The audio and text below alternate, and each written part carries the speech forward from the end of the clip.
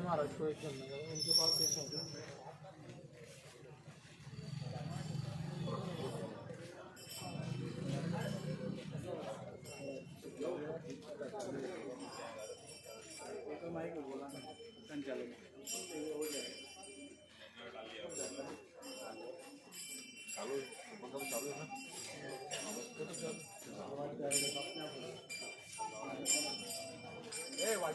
थोड़ा ऊपर कर दीजिए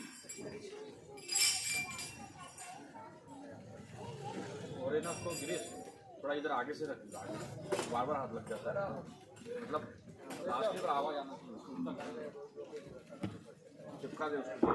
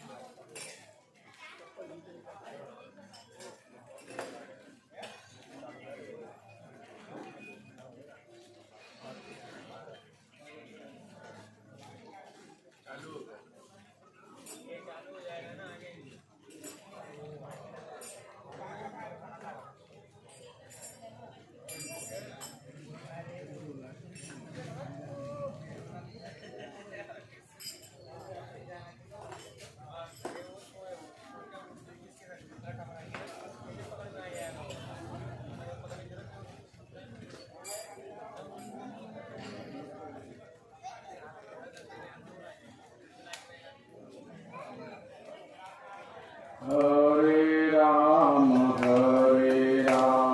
राम राम हरे हरे, हरे कृष्णा कृष्णा कृष्णा हरे हरे।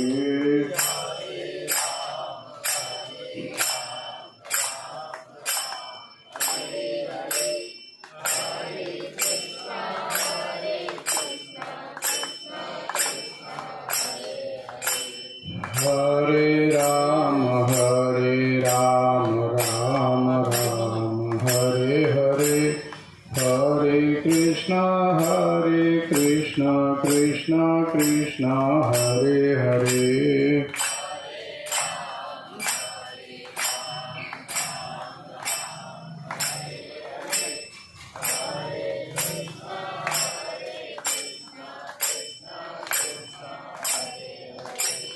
हरे राम राम राम हरे हरे, हरे कृष्णा कृष्णा कृष्णा हरे हरे।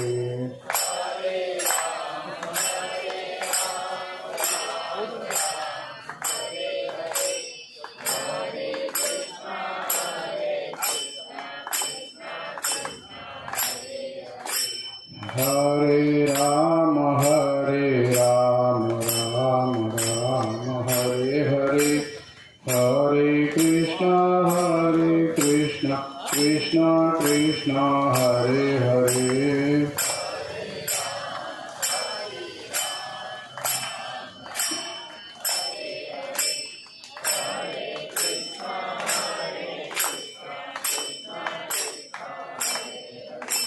हरे राम राम राम हरे हरे, हरे कृष्णा कृष्णा कृष्णा हरे हरे।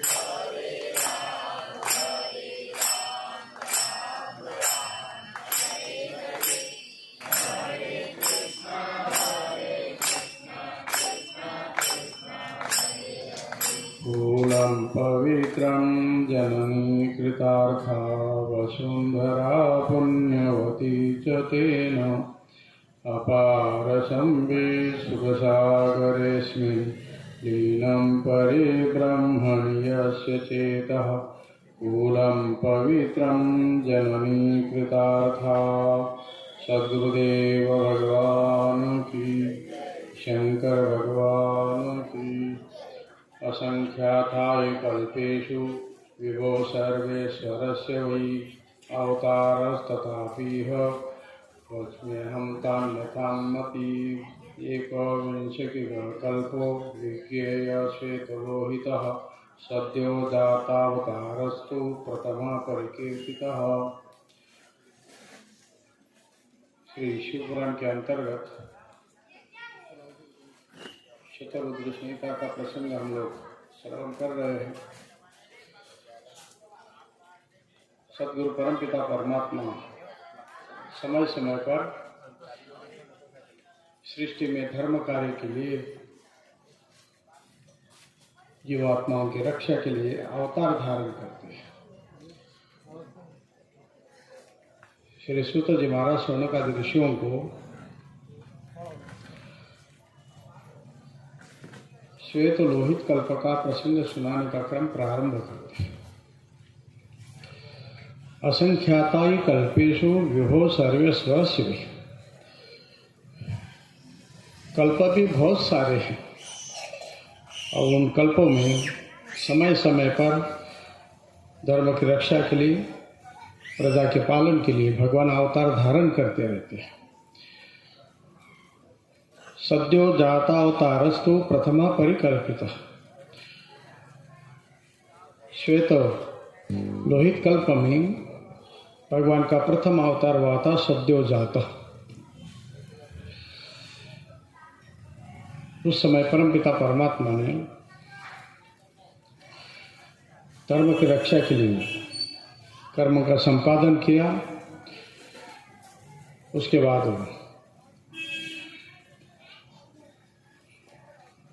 रुद्र अवतार, भव अवतार, 8 अवतारों का प्रसंग सूत जी शौनक आदि ऋषियों को सुनाते। आप यदि कभी दक्षिण भारत जाएंगे तो 8 अवतारों के विशाल मंदिर दक्षिण भारत में आज भी स्थित है। भव शर्वो रुद्र पशुपति रथो ग्रह समः तथा भीमेशान। 8 मंदिर आज भी दक्षिण भारत में है। उसमें से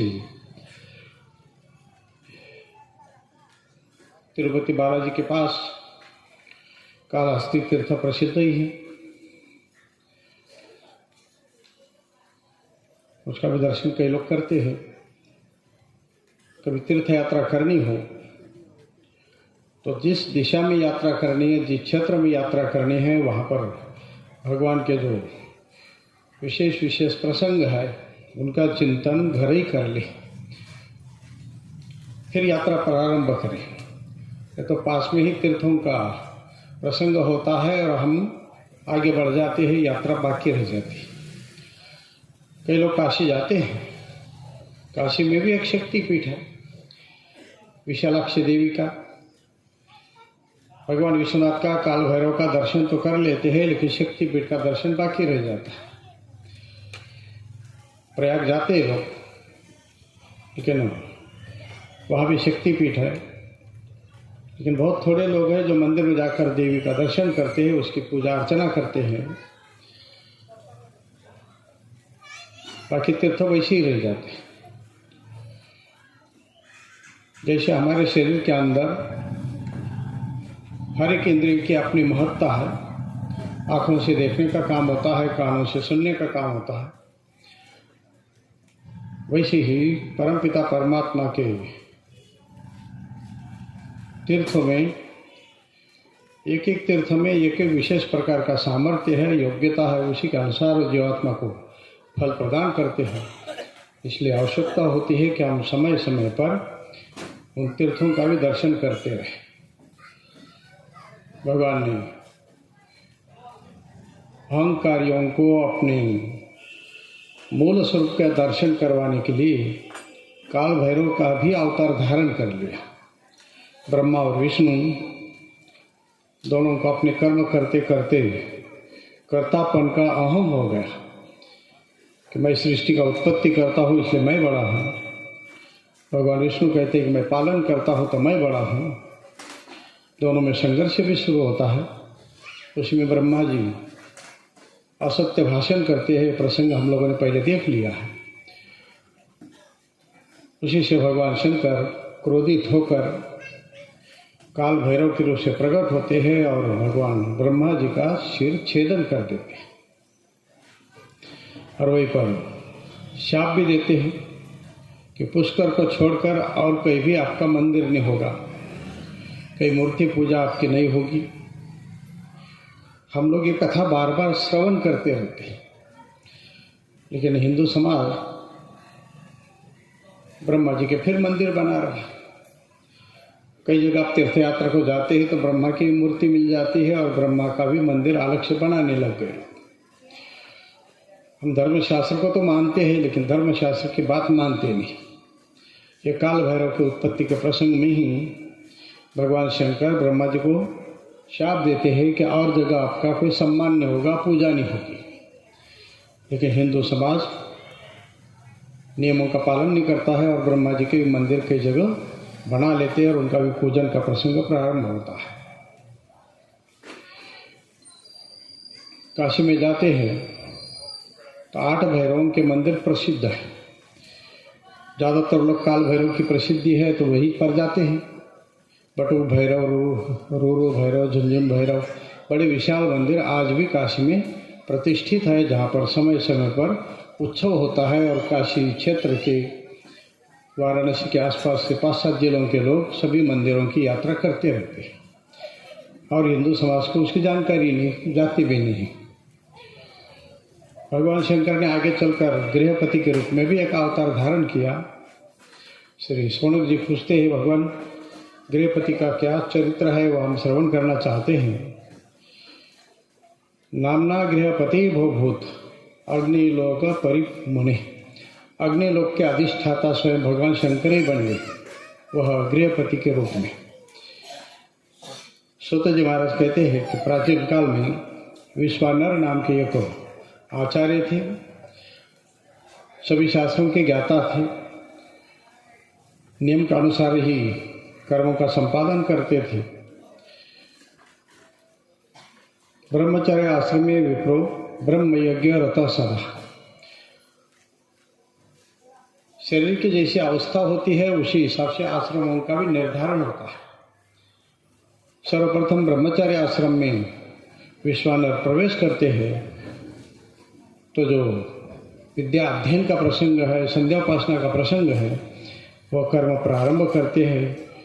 विज्ञाता किल शास्त्रार्थ सदाचार रत सदा, सभी शास्त्रों का अध्ययन कर लेते हैं और सदाचार का प्रसंग अपने जीवन में प्रारंभ करते हैं।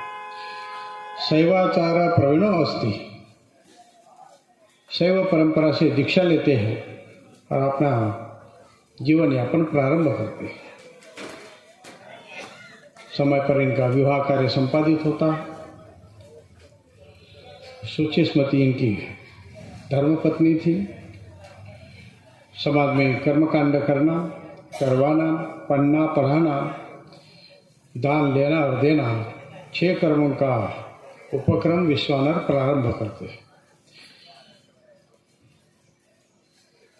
गृहस्थ आश्रम में बहुत समय व्यतीत हो गया, लेकिन संतान की प्राप्ति नहीं हुई।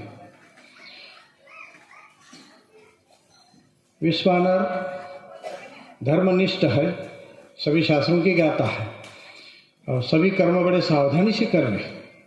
किसी कर्म में कोई कमी नहीं, कोई गलती नहीं। लेकिन विवाह कई वर्ष होने के बाद भी कोई संतान की प्राप्ति नहीं होती है। और आज यदि हम देखेंगे कि हमारे कर्मों में बहुत गलतियां होती हैं। सवेरे से उठने के बाद यदि कर्मों का निरीक्षण प्रारंभ करेंगे तो जगने में ही गड़बड़ी, सूरज निकल आता है उसके बाद जगती है। ब्रह्म मुहूर्त का जो प्रसंग है वो तो व्यतीत हो जाता है, उसके बाद शौच करे, स्नान करे, उसमें भी सदाचार है, उसमें भी आचरण धर्म के अनुसार करने का विधान है। दातुन करे तो कैसे करे। आजकल हम लोग प्लास्टिक का ब्रश ले लेते हैं, फिर महीना महीना एक ही ब्रश हमारे दांत में चलता रहता है।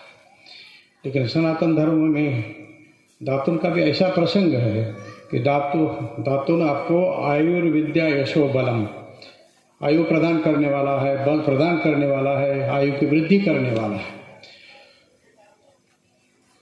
एक बार दातुन करके यदि फेंका तो दोबारा उसको छूना मना है।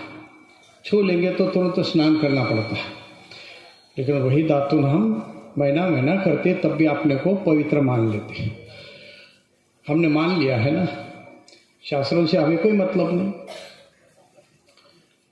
विश्वानर धर्मात्मा थे और धर्म कर्म के अनुसार ही जीवन यापन कर रहे थे। संतान की प्राप्ति नहीं हुई, लेकिन विश्वानर उसके बारे में कोई चिंतन करते नहीं, अपने नित्य कर्म में लगे हैं।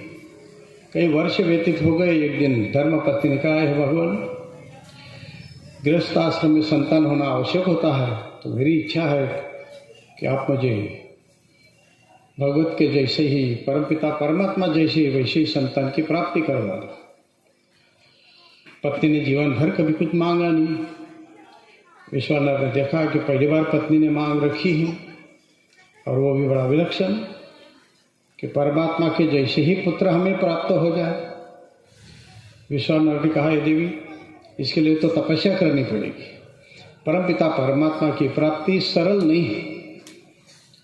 मैं काशी में जाकर परमात्मा की आराधना करता हूँ, क्योंकि उन्हीं की इच्छा से आपके अंदर ये संकल्प उत्पन्न हुआ है कि परमात्मा ही पुत्र के रूप से आ जाए। ये परमात्मा का ही संकल्प है। विश्वानर काशी की यात्रा करते हैं।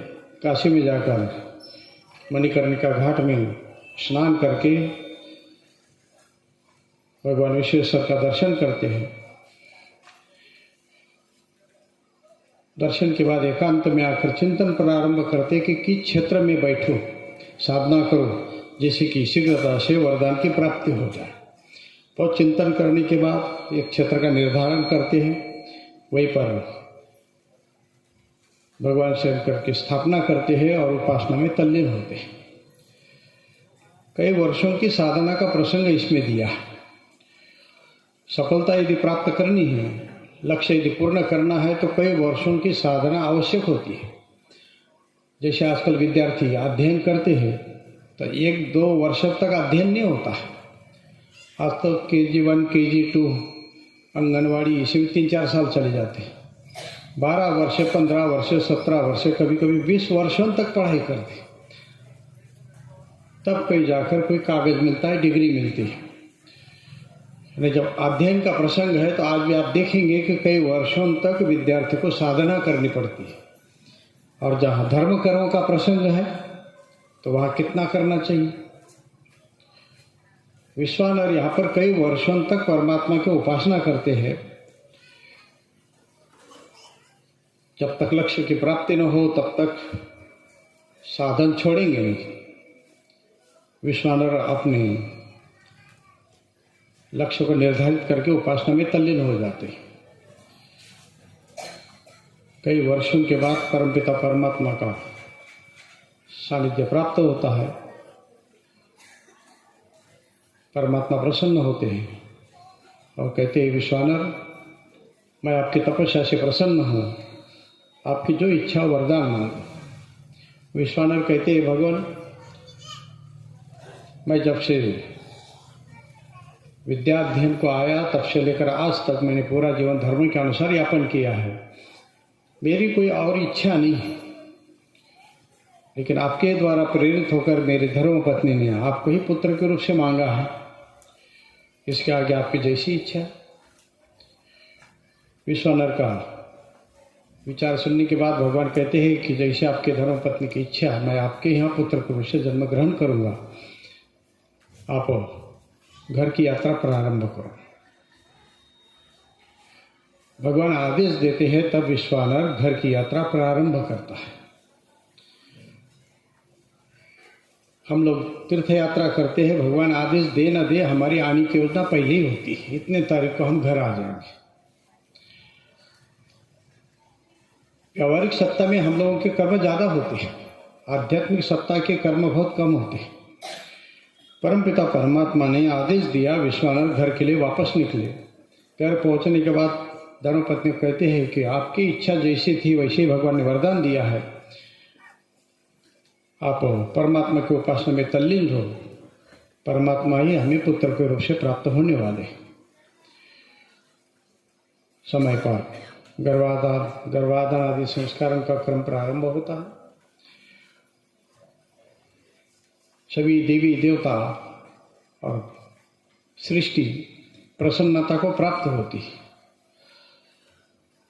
भगवान का आने का प्रसंग होता है तो सृष्टि में क्या परिवर्तन होता है, ये सूत जी महाराज सौनकादि ऋषियों को सुनाते हैं कि सबका मन बड़ा प्रसन्नता को प्राप्त हो जाता है, दिशा भी सब प्रसन्न हो जाती है, ग्रहों का योग भी अच्छा आ जाता है, सृष्टि में मंगल ही मंगल होता रहता है।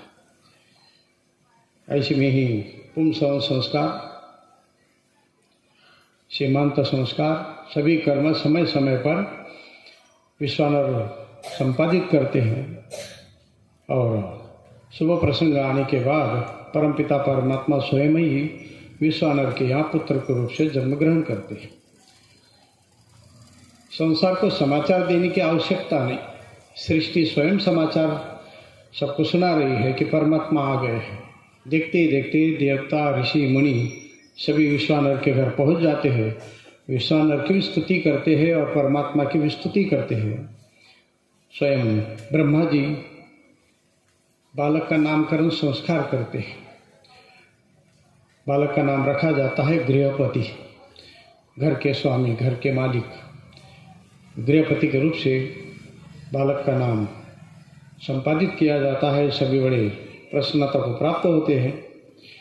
भगवान वेद व्यास जी, महर्षि कात्यायन, पुच्छ, शौनक, सुश्रुत, बड़े बड़े ऋषि मुनि वहाँ पर उपस्थित हैं और भविष्यवाणी भी करते हैं कि ये बालक के बिना संसार का कोई भी कार्य संपादित नहीं होगा। ये जहाँ है वही सृष्टि है और सृष्टि जहाँ है वहाँ ये है। इसलिए सृष्टि का ही दूसरा नाम ये विश्वानर का पुत्र वैश्वानर के नाम से प्रसिद्ध होगा। सभी ऋषि मुनि आशीर्वाद देते हैं, अपने अपने स्थान की यात्रा करते हैं। बाल लीलाओं का क्रम यहाँ पर गृहपति प्रारंभ करते हैं। 5वें वर्ष में उपनयन संस्कार होता है और पिता ही विद्याध्ययन बालक का प्रारंभ करवाते हैं। विश्वानर स्वयं शास्त्रों के ज्ञाता है। विद्या जातम समस्तम च साक्षी मात्रम गुरोर्मुखात्। परमपिता परमात्मा सर्वज्ञ है, जन्म से ही परमात्मा को ज्ञान है, लेकिन व्यवहारिक सत्ता में विद्याध्ययन करना होता है। इसलिए यहाँ पर पिता को ही गुरु मान के विद्याध्ययन प्रारंभ करते हैं। विद्या जाता समस्तम च साक्षी मात्रम। जैसे आप सृष्टि को देख लेते हैं, आँख खोलने के बाद सृष्टि आपको दिख जाती है, वैसे ही भगवान को शास्त्र सब दिख जाते हैं और उनका ज्ञान उनको अपने आप हो जाता है। ततोथ 9वें वर्षे पितरो शुश्रूषणे व्रतम। 5 वर्ष के बाद ही विद्याध्ययन प्रारंभ होता है। 9वां वर्ष प्रारंभ होते होते विद्याध्ययन पूरा हो जाता है। 3 साढ़े 3 वर्षों में सभी विद्याओं का अध्ययन विश्वानर अपने बालक को गृहपति को करवा देते हैं और गृहपति सभी शास्त्रों के ज्ञाता हो जाते हैं। स्वयं परमपिता परमात्मा है, लेकिन विश्वानर इस विषय को भूल गए कि परमात्मा ने ही वरदान दिया था कि मैं ही पुत्र के रूप से आऊँगा। पुत्र के मोह में विश्वानर उसको एक सामान्य बालक मान लेते हैं और वैसा ही व्यवहार उनके साथ संपादित करते हैं। बड़ा प्रपंच इकट्ठा करके रखा था, बड़ा वैभव था, बड़ी संपत्ति थी। बालक को कहने लगे कि आपका अध्ययन पूरा हो गया, अब गृहस्थी आश्रम आपको संभालना है, अब वो व्यवहारिक सत्ता में आप ध्यान दो। आने वाले कैसे आते हैं, उनसे क्या बातें करनी है, कैसा व्यवहार करना है, सब सीख लिया है आपने, आप उसको चरितार्थ करो। आपको गृहस्थ आश्रम आगे चलाना है। भगवान ने सोचा सामान्य जीवात्मा प्रारब्ध के अनुसार जन्म को आता है, कर्मों का संपादन करता है और फिर वैसे ही विनाश को प्राप्त हो जाता है। लेकिन मैं तो एक अधिष्ठाता हूँ, मेरा आना भी एक सामान्य नहीं, मेरा रहना भी सामान्य नहीं, मेरे द्वारा कुछ विशेष कर्म होना चाहिए। लेकिन पिताजी भूल गए कि मैं कौन हूँ। मैं संपूर्ण संसार का अधिष्ठाता हूँ, उन्होंने अपना पुत्र मुझे मान लिया और व्यावहारिक सत्ता में पिता जैसे पुत्र के ऊपर शासन करता है, वैसे वो शासन कर रहे, वैसे मार्गदर्शन कर रहे। अब इसमें से कुछ मार्गदर्शन दूसरों से लेना चाहिए। परमपिता परमात्मा ने मन में ही देवऋषि नारद जी को स्मरण किया। जैसे ही गृहपति ने नारद जी को स्मरण किया, देवऋषि नारद जी तुरंत समझ गए कि भगवान क्या चाहते हैं। बड़े लोगों की बड़ी योजना होती है, सामान्य व्यक्ति को पता नहीं लगता। संकेत से ही वो बहुत सारे काम कर लेते हैं। सामान्य व्यक्ति सोचता रहता है कि अभी क्या होगा, तब क्या होगा, लेकिन बड़े लोगों काम पहले ही कर चुके होते हैं। गृहपति ने जैसे ही स्मरण किया, देवऋषि नारद जी समझ गए कि मुझे क्या करना है। काशी खंड में कथा बड़ी विस्तार से। देवऋषि नारद जी तुरंत विश्वानर के घर प्रवेश करते हैं। विश्वानर बड़े प्रसन्नता को प्राप्त होते हैं कि देवऋषि नारद जी का आगमन हुआ है। अतिथि सत्कार करते हैं। देवऋषि नारद जी कहते हैं कि विश्वानर, आप बड़े भाग्यशाली है कि आपको सुंदर ऐसे संतान की प्राप्ति होगी। मैंने बालक का दर्शन नहीं किया है, मैं उसका दर्शन करना चाहता हूँ और जीवन में क्या क्या करने वाला है उसका भविष्य भी बताना चाहता हूँ। सनातन धर्म में पुरानी परंपरा है भविष्य वर्णन करने की। विश्वानर बड़े प्रसन्न हो जाते हैं, बालक को पास में ले आते हैं और देवऋषि नारद जी के सामने बैठा देते हैं। देवऋषि नारद जी बालक का पहले शरीर देखते हैं, उसके बाद बालक को कहते हैं कि पास में आओ, खड़े हो जाओ। गृहपति पास में आते हैं, खड़े हो जाते हैं। देवऋषि नारद जी उनका सीधा हाथ देखते हैं। हस्तरेखा का वर्णन देवऋषि नारद जी प्रारंभ करते हैं। लक्षणानि परोक्षेहम पानिम दर्शय दक्षिणा। दक्षिण हाथ को देखने के बाद देवऋषि नारद जी बोलने का क्रम प्रारंभ करते हैं कि ये तो संसार के अधिष्ठाता है, संसार के स्वामी है, संसार के मालिक है। इनका जीवन बड़ा उज्जवल है, इनके द्वारा संसार में बहुत बड़ा कर्म संपादित होने वाला है। आपका बड़ा भाग्य है ये विश्वानर, सर्वगुण संपन्न बालक आपको पुत्र के रूप से प्राप्त हो गया है। आपकी बड़ी कीर्ति होगी, आपका बड़ा नाम होगा। कई प्रकार से वर्णन यहाँ पर देवऋषि नारद जी प्रारंभ करते हैं। यहाँ तो शिव पुराण के अंतर्गत बड़ा संक्षेप में दिया है, लेकिन काशी खंड यदि स्कंद पुराण का आप देखेंगे तो वहाँ बड़ा विस्तार से वर्णन दे दिया। पूरे अध्याय के अध्याय भविष्यवाणी का वर्णन दे दिया है कि इनके बिना संसार के कोई भी जीवात्मा जीवित नहीं रहेगा। ये है तो जीवात्मा है, ये नहीं तो मुर्दा है। और धागा दोरा नापते हैं, बालक को दीवार से खड़ा करते हैं, लंबाई चौड़ाई नापते हैं और फिर बालक को कहते हैं कि अपने अंगुलियों से दीवार का नाप लो। देवऋषि नारद जी बालक को खड़ा करके चिन्ह लगा देते दीवार में और कहते बालक को अंगुलियों से नाप करो, आपकी लंबाई कितनी है, चौड़ाई कितनी है। बालक अपने अंगुलियों से नाप लेता, कहता है कि 108 है। देवऋषि नारद जी बड़ी प्रसन्नता को प्राप्त होते कि 190 के ऊपर यदि अंगुली आ जाए, बैठ जाए तो वो व्यक्ति बड़ा भाग्यशाली होता है, बड़ा पुरुषार्थी होता है, उसका भविष्य बड़ा उज्जवल होता है। आपके बालक का शरीर तो 108 अंगुल ऊंचा है, 108 अंगुल चौड़ा है। धागा नापते हैं। अभी आजकल आप जो देखते हैं ना, नींबू काटना, धागा नापना, ये कहीं बाहर से आया नहीं, ये भी शास्त्र में वर्णन आ गया। लेकिन वो कैसा कर्म होता है ये देखना हो तो स्कंद पुराण आप पढ़ के देख लो। सात्विकता के साथ भविष्य का वर्णन यदि करना हो तो संसार के पदार्थ आपको मार्गदर्शन कर देते हैं। यदि भविष्य यदि वर्णन करना हो या अपने जीवन का कुछ भविष्य देखना हो तो दूसरा जानकार भी मिल जाए तो ठीक, नहीं मिला तब भी आप स्वयं अपना भविष्य देख सकते हैं। 90 अंगुल से अधिक यदि आपका शरीर बन रहा है लंबाई चौड़ाई में, तो आप कुछ जीवन में विशेष कार्य कर सकते हैं। और उससे यदि कम बन रहा है तो समझ लो आपके द्वारा कोई विशेष कार्य होना नहीं। एक सामान्य जीवात्मा है, मकान दुकान बना लेंगे, पेट भर लेंगे और एक दिन मृत्यु को प्राप्त हो जाएंगे। थोड़े दिन आप लोगों को संसार याद करेगा, फिर भूल जाएंगे। लेकिन 90 अंगुल से आधी की यदि आपकी लंबाई चौड़ाई आ रही है तो आपका जीवन बड़ा विशाल होगा, इतिहास में आपका नाम लिखा जाएगा, आपके आगे बड़े बड़े कर्म संपादित होंगे, आज समाज में बड़े सम्मान को प्राप्त करेंगे। देव ऋषि नारद जी कई प्रकार से भविष्यवाणी करते हैं और आखिर में कहते हैं कि बाकी सब ठीक है इसका, लेकिन आयु कम है। 12 वर्ष की आयु पूर्ण होने से पहले ही इनके ऊपर बिजली गिरेगी और यह गृहपति जो है मृत्यु को प्राप्त हो जाएगा। मेरा खूब आशीर्वाद है। यजमान कुछ बोले ना बोले उससे पहले देव ऋषि नारद जी निकल गए। कई घंटों तक तो अच्छा प्रवचन चलता रहा, लेकिन आखिरी में फिर किंतु परंतु लगा के देव ऋषि नारद जी निकल गए। और जैसे विश्वानर ने और सुषमती देवी ने सुना, दोनों विलाप करने लगे, बड़े दुखी हो गए। इतना सुंदर बालक, इतना अच्छा प्रारब्ध, लेकिन अब ये 12 वर्ष पूर्ण होने से पहले ही मृत्यु को प्राप्त हो जाएगा। आकाश की बिजली गिरेगी और ये मृत्यु को प्राप्त हो जाएगा। माता पिता दोनों विलाप करने लगे। गृहपति ने देखा कि मैं जो चाहता था वैसा काम बन गया।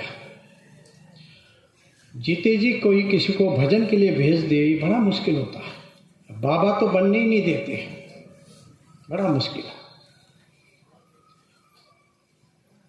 आप लोगों ने देखा है किसी को तिलक करके घर से भेजा, जाओ तपस्या कर लो गंगा किनारे, लक्ष्य पूरा हो जाएगा तभी घर आना, नहीं आएंगे तो चल जाएगा। कोई जाता हो तो पकड़ पकड़ के ले आएंगे, तिलक करके भेजेंगे नहीं। ये भी पुरानी परंपरा है। भगवान गृहपति बड़े प्रसन्न हो गए कि मैं जो चाहता था वैसा हो गया। क्या हो गया?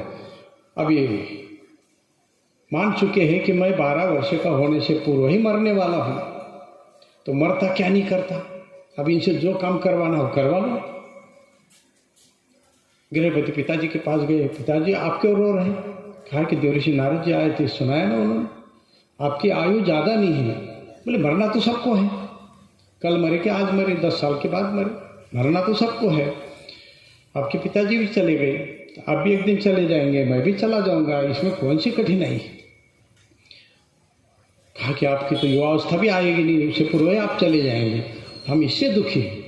बोले आपने पक्का मान लिया? आप बोले देव ऋषि नारद जी ने कहा है तो वैसा ही होता है। बोले फिर ऐसा करो आप कि मैं मृत्यु को जितना चाहता हूं, तो आप आशीर्वाद दे दो, मैं काशी में जाकर तपस्या करूं। भगवान मृत्युंजय के आशीर्वाद से मार्कंडेय जी अमर हो गए, नंदी अमर हो गए, वो भी मरने वाले थे, कम आयु वाले थे। तो मैं भी आपके आशीर्वाद लेकर काशी में जाकर तपस्या करना चाहता हूँ। भगवान शंकर के आशीर्वाद से मेरी आयु बढ़ जाएगी।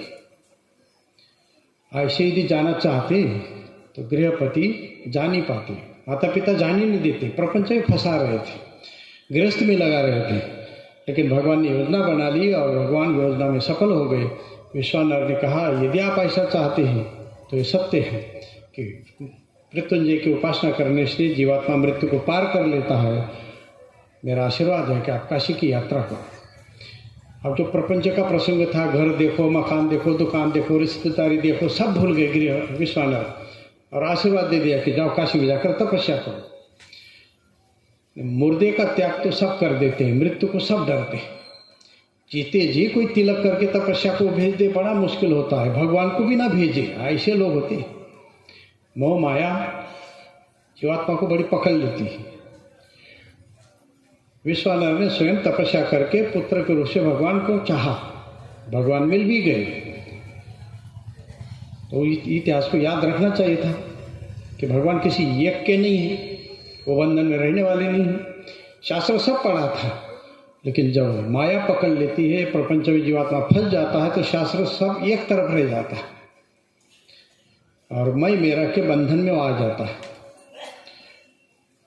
मैं हूं और ये सब मेरे हैं। विश्वानर ने आशीर्वाद दिया। भगवान बड़े प्रसन्नता को प्राप्त हो गए कि अब मैं काशी में जाकर तपस्या करूंगा, अब प्रपंच से दूर हो जाऊंगा। गृहपति पैदल यात्रा करते करते काशी को पहुंच जाते हैं। मणिकर्णिका घाट पर स्नान करते हैं, विश्वनाथ का दर्शन करते हैं। अब कौन किसका दर्शन कर रहा है, चित्रण देख लो। भगवान विश्वनाथ ही गृहपति के रूप से बालक के रूप में आए हैं। और वे ही तीर्थ यात्रा करके काशी पहुँचे हैं और वे ही स्वयं का ही दर्शन स्वयं कर रहे हैं। बड़ा अलौकिक प्रसंग है। परमपिता परमात्मा ही यहाँ पर आप स्वयं की उपासना करने जा रहे हैं। परंपरा है कि मानव शरीर मिलने के बाद साधना करनी चाहिए, तो परंपरा का निर्वहन परमपिता परमात्मा स्वयं कर रहे हैं। भगवान को तपस्या करने की क्या आवश्यकता, लेकिन परंपरा है तो कर रहे हैं। क्योंकि व्रत करना, उपवास करना इतना सरल नहीं होता है जितना हम सरलता से कर लेते हैं। हमारी एकादशी तो डजन हो जाती है, आती नहीं जाती, पता ही नहीं लगता है कब आई कब गई। जब भोजन का समय होता है तो महिला ध्यान रखती है कि आज एकादशी इनकी, वो साबूदाना की खिचड़ी आती तब पता लगता है आज एकादशी। कोई कर्म परिवर्तन हुआ नहीं, कोई ध्यान ही नहीं कि 9वीं से 10वीं से कार्यक्रम को प्रारंभ करना है, तैयारी करनी है। हमारे अनुष्ठान भी बहुत सरल होते हैं, हमारी सुविधा से होते हैं। धर्मशास्त्र क्या कहता है उधर हमारा ध्यान नहीं, हम अपनी सुविधा से ही धर्म कर्म कर लेते हैं। हरतालिका करनी है, एक बार मैं दुलिया फंस गया हरतालिका को। रात्रि का जागरण होता है, देवपुर में रुका था, तो अब हिंदू समाज चारों तरफ था। हम भी बड़ी प्रसन्नता को प्राप्त हुए, चलो रात भर जागरण करेंगे, सब पूजा होगी, भजन होगा, कीर्तन होगा, कुछ तो होगा, क्योंकि महिलाओं का व्रत है और सब महिला सवेरे से तैयारी में लगी है। तैयारी तो बहुत सारी कर ली, और जब जागरण का प्रसंग आया तो सबने जो है कहीं टीवी चला दिया, कहीं मोबाइल चला दिया, कहीं कुछ चला दिया, और फिर वही जागरण चल रहा है उनका सब। कहीं आचार्य को बुला लिया हो, उनके मार्गदर्शन में कोई पूजा पाठ हो रहा हो, कोई कथा सुन रहे हो, बड़ा मुश्किल। मैं कई जगह गया, सब जगह वैसे ही चल रहा था। बोले आजकल यही चलता है, पंडित की जरूरत ही नहीं। एक जड़ है, एक चेतन है। हम लोग बहिरंग साधन में ज्यादा फंस जाते हैं। अब यहाँ विश्राम के लिए तो मुझे दूर रखा है, अब यहाँ कैसेट बजती है कि नहीं मुझे पता नहीं, लेकिन धार्मिक कार्यक्रम हो तो कैसेट जरूर बजाएंगे हिंदू। मंदिरों से कैसेट बजेगी। आप लोगों ने कहीं मस्जिद से कैसेट बजती हुई सुनी क्या? कहीं जैन मंदिर में, कहीं गुरुद्वारा में, कहीं चर्च में। वो भी तो धर्मात्मा लोग हैं, उनके पास भी पैसे की कमी नहीं है, वो भी खरीद सकते हैं, कैसेट खरीद सकते हैं, बजा भी सकते हैं। लेकिन आप पूरे भारत में कहीं भी देख लो, छोटा गांव हो कि बड़ा शहर हो, मस्जिद, गुरुद्वारा, जैन मंदिर, चर्च, कहीं भी कैसेट नहीं बजेगी। लेकिन हिंदुओं का चाहे छोटा मंदिर हो कि बड़ा मंदिर हो, धड़ाधड़ कैसेट बजेगी। कहती कि धर्म का बड़ा अनुष्ठान कर रहे हो। बाकियों को आता नहीं है, आप ही लोगों को आता है, लेकिन हम लोग बहिरंग ज़्यादा हैं, अंतरंग होते ही नहीं। शादी ब्याह आई मतलब कैसेट बजे, ढोल धमाका बजे, बाजा बजे, और खूब बजे, कान चाहे फट जाए। कई मंदिरों में तो नियम है, रोज सवेरे कैसेट बजाएंगे। मैं तो कई बार उदाहरण देता हूँ, भगवान का वराह अवतार हुआ है गंगा जी के तट पर, एटा जिले में सोरो तीर्थ है, वहाँ जाने का प्रसंग आया मल्लेश्वर जी के साथ। मल्लेश्वर जी ने कहा जल्दी सो जाओ। मैंने कहा क्यों? बोले जल्दी जगना पड़ता है। मैंने कहा क्या होता है जल्दी जगने से? अपना अपना भजन पूजन करेंगे। बोले कर नहीं सकते हो, 3 बजे से कैसेट बजती है। वराह भगवान का एक ही मंदिर है संसार में, उसके अधिष्ठाता है। बोले हमारे पुजारी भी मानती है हमारी बात, ये 3 बजे पहला काम यदि कुछ करेंगे, उठे तो बटन पहले दबाएंगे। किसका? वो कैसेट का। फिर नहाएंगे धोएंगे, जो करना करते रहेंगे। इसने दबाया कि सामने राम मंदिर है, तालाब के उस पार, वो भी बजाएगा। इसके भोंगे उसकी तरफ, उसके भोंगे इसकी तरफ, चारों तरफ मंदिर है, तालाब, बहुत बड़ा सरोवर है। कार्तिक में वहाँ स्नान होता है, बड़ा मेला लगता है। लेकिन रोज का नियम हुआ 3 बजे कैसेट बजाएंगे, और कितने बजे तक? 7 बज जाए तब भी चले, बजता ही रहेगा। एक भजन पूरा हुआ कि दूसरा हुआ कि तीसरा, अपना काम करते रहेंगे, सुनेंगे कोई नहीं। 3 बजे पंडित जी उठे और तुरंत उसने शुरू कर दिया। हम लोगों की नींद खुली, बड़ा हुआ अल्लाह, बड़ी बड़ी चिमनी लगाई थी उन्होंने, पूरा क्षेत्र दंदन हो गया। अब उसमें भी कौन पहले बजाएगा? बजाना 3 बजे ही है, ये बटन दबा कि वो दबाए। उसमें भी उनके झगड़े।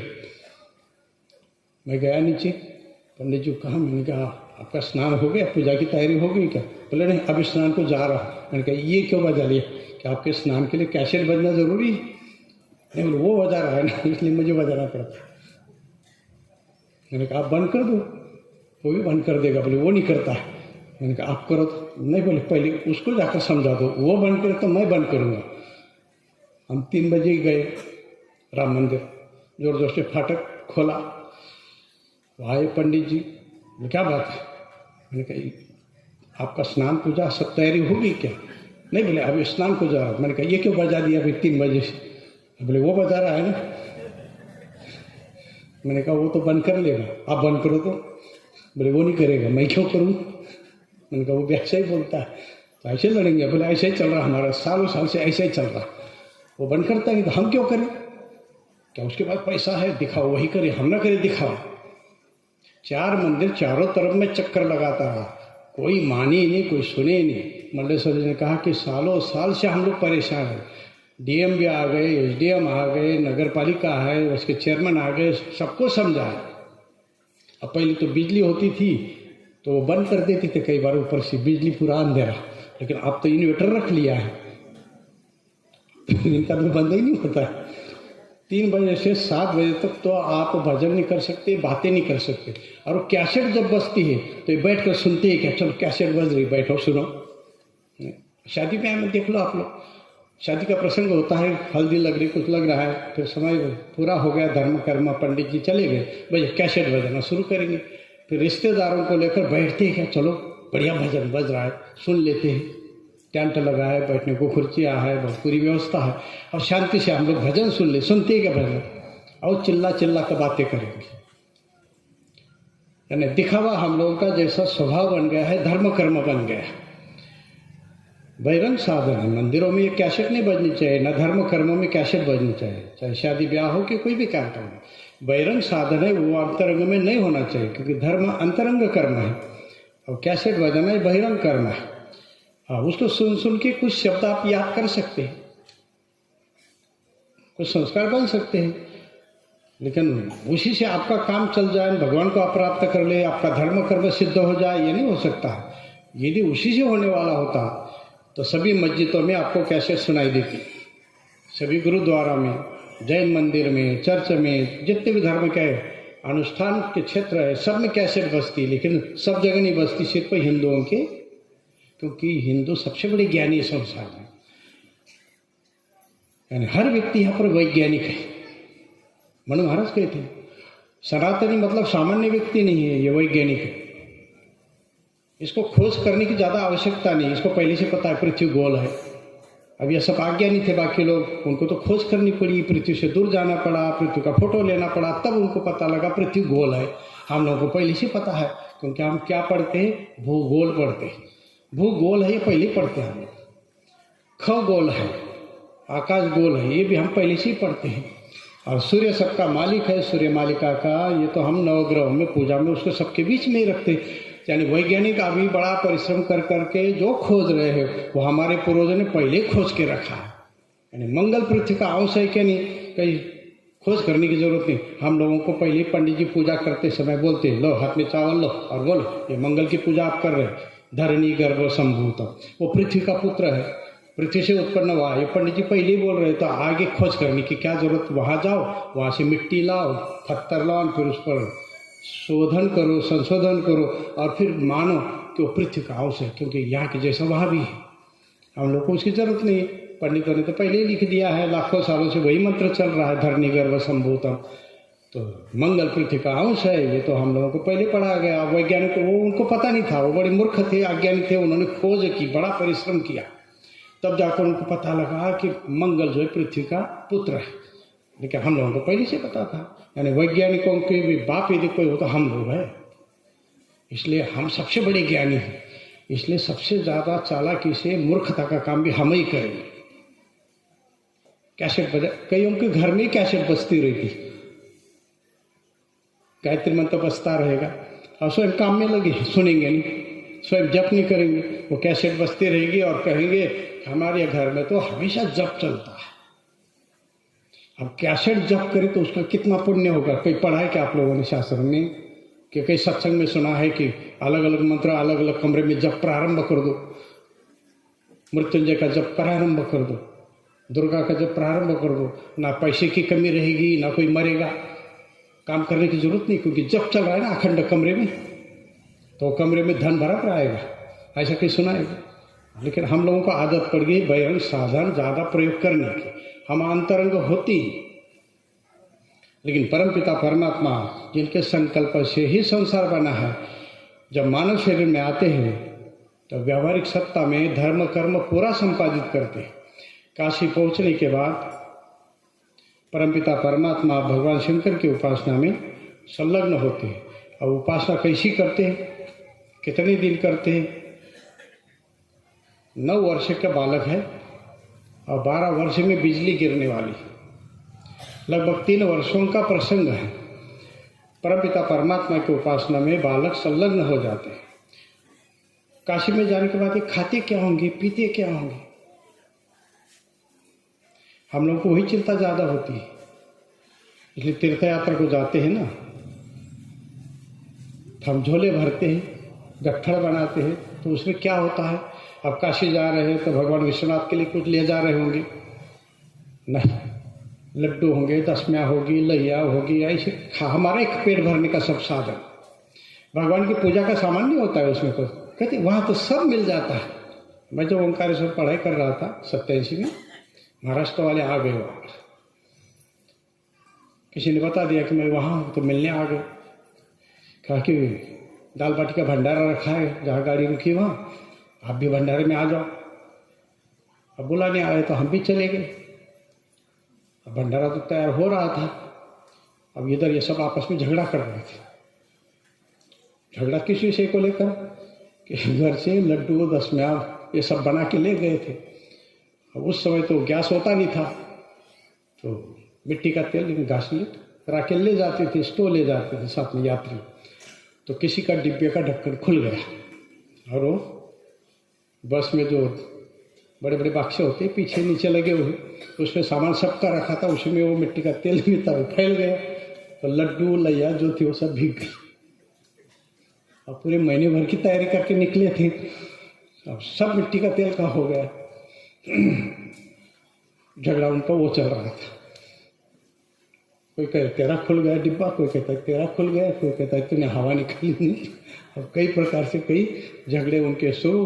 अब होते ही झगड़े मारा मारी तक आ गए। तो दुनिया के शर्मा जी थे, मैंने पास में बुलाया, मैं कहा ऐसे ऐसे करने के लिए ऐसे करते हैं, क्या करें इनका, आप ही कुछ समझा दो इनको। मैंने कहा फिर बैठा दो सामने। तो बड़ा परिश्रम किया उन्होंने शर्मा जी ने, और फिर सबको सामने बैठा कि बाबा जी आए हैं, बुलाया, आप लोगों ने सत्संग सुन लो। बड़े मुश्किल से बैठे, तब उठ के आपस में लड़े, मानी नहीं। मैंने कहा आप लोग कहाँ निकले हैं, किसी ससुराल में जा रहे हैं क्या आप लोग? नहीं, बोले तीर्थ यात्रा को निकले। मैंने कहा ओंकारेश्वर आप लोगों को आना था, ये निश्चित था? बोले हाँ निश्चित था। तो मैंने कहा कौन से भगवान है? बोले ओंकारेश्वर भगवान है, महादेव का मंदिर है, ज्योतिर्लिंग है। मैंने कहा दर्शन करने गए थे? हाँ। बोले करके आए दर्शन, नर्मदा स्नान हो गया, दर्शन भी कर लिया, अब भोजन करके आगे उज्जैन के लिए निकलना है। तो मैंने कहा भगवान के दर्शन को आए थे तो पूजा का सामान घर से क्या क्या लाए थे? एक ने तुरंत कह दिया सब तो यहाँ मिल जाता है। मैंने कहा तो होटल भी बहुत लगी है, खाने का भी मिल जाता है, तो खाने का क्यों लिया? यदि खाने का साथ में नहीं होता तो झगड़े होते ही नहीं। जो प्रपंच पीछे छोड़ना चाहिए था वो छोड़ा नहीं, उसको पकड़ के ले आए तो वो झगड़ा चल ही रहा। जहाँ घर वहाँ झगड़ी, क्योंकि मर्यादा रही नहीं। कोई एक विशेष व्यक्ति हो उसकी बात में सभी बात कर ले, उसके बाद सब लोग मान ले तो झगड़ा होगा ही नहीं।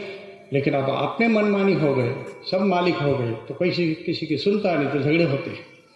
मैंने कहा प्रपंच को पकड़ के रखा इसलिए झगड़े कर रहे हैं। तीर्थ यात्रा को निकले हैं, कई जगह शक्तिपीठ मिलेंगे, कई जगह ज्योतिर्लिंग मिलेंगे, कई और भी तीर्थ मिलेंगे, नदियाँ मिलेगी। उसके पूजा के लिए सामान क्या लाए घर से? उनका सम्मान तो होना चाहिए गृहस्थी के हाथ से। उसके लिए कुछ नहीं लाए, अपने लिए ले आए, चिवड़ा ले आए, लैया ले आए, लड्डू ले आए, और क्या क्या बना सकते सब बना के ले आए, बड़े बड़े झोला बोरा भर के ले आए। लेकिन पूजा के लिए पहले वहाँ मिल जाता है। हम लोगों को खाते खाते ज़्यादा खाने की आदत पड़ गई। हम खाने का ही चिंतन करते हैं, चाहे काशी जाए, मथुरा जाए, गया जाए, गंगा सागर पहुँच जाएंगे, रामेश्वर पहुँच जाएंगे, भारत के आखिरी छोर तक पहुँच जाएंगे, देखो खाने का छूटता ही नहीं, उसी का चिंतन ज़्यादा। लेकिन वहाँ कौन से देवता है, उनको पूजा में कौन से पदार्थ लगते हैं, कौन से पदार्थ चाहिए, और घर से ले जाने का उसका महत्व क्या है, वो हमें पता नहीं। जैसे आचार्य चाणक्य कहते हैं एक जगह, हमसे ज़्यादा हमारी चिंता परमपिता परमात्मा करते हैं। हमारा जन्म होने वाला था, जन्म होने के बाद हम रोटी खा नहीं सकते, चावल दाल खा नहीं सकते, तो जिएंगे कैसे? तो हमारे जन्म से पूर्व ही परमपिता परमात्मा ने हमारी माता जी के शरीर पर 2 दूध के कलश दे दिए। ऐसा दूध जिसको पीने के बाद हमारा पूरा विकास हो सकता है, पूरा बल, पूरा सामर्थ्य हमें प्राप्त हो सकता है, ऐसा व्यवस्था उन्होंने पहले से करके रखी। जब तक हम संसार के पदार्थों को खाने के योग्य नहीं बन सकते, हमारे शरीर में वो सामर्थ्य नहीं आ सकता है, तब तक माता जी के पास दूध की व्यवस्था परमात्मा ने कर दी है। हमारे जन्म से पहले व्यवस्था भगवान ने कर दी, तो आज क्या वो मर गया कि सो गया है? हमारा विश्वास नहीं होता। जिसने हमारे लिए पहले से व्यवस्था करके रखी थी, तो आगे भी वो करके रखेगा। मैं तीर्थ यात्रा को जाता हूँ ना, साथ में भोजन पानी ऐसा रखता नहीं हूँ। अब साथ में पंडित होते हैं तो थोड़ा एक समय का रख लेता हूँ, लेकिन 2-4 दिन 10 दिन का नहीं रखता। जिसकी जैसे दाल रोटी की व्यवस्था होगी, प्रारब्ध होगा, उसको वहाँ वैसा मिल जाएगा। आज तक मिलता है। हम खाली पेट भले जग गए हो, लेकिन खाली पेट सोते नहीं। परमात्मा ने कभी ऐसा होने नहीं दिया। लेकिन हम लोग ज़्यादा ज्ञानी हो गए, कहते हैं कि शाने हो गए, बड़े हो गए तो ज्ञानी हो गए। हम ऐसा लगता है कि कहीं भगवान खाने की व्यवस्था न करे, मिले ही नहीं खाने को तो अपना खाने का साथ नहीं रखो। आप उनका सम्मान करो तो वो आपका सम्मान करेंगे, और दौड़ा दौड़ी करके ऐसे पहुंच जाओ तो भगवान मिलेंगे क्या?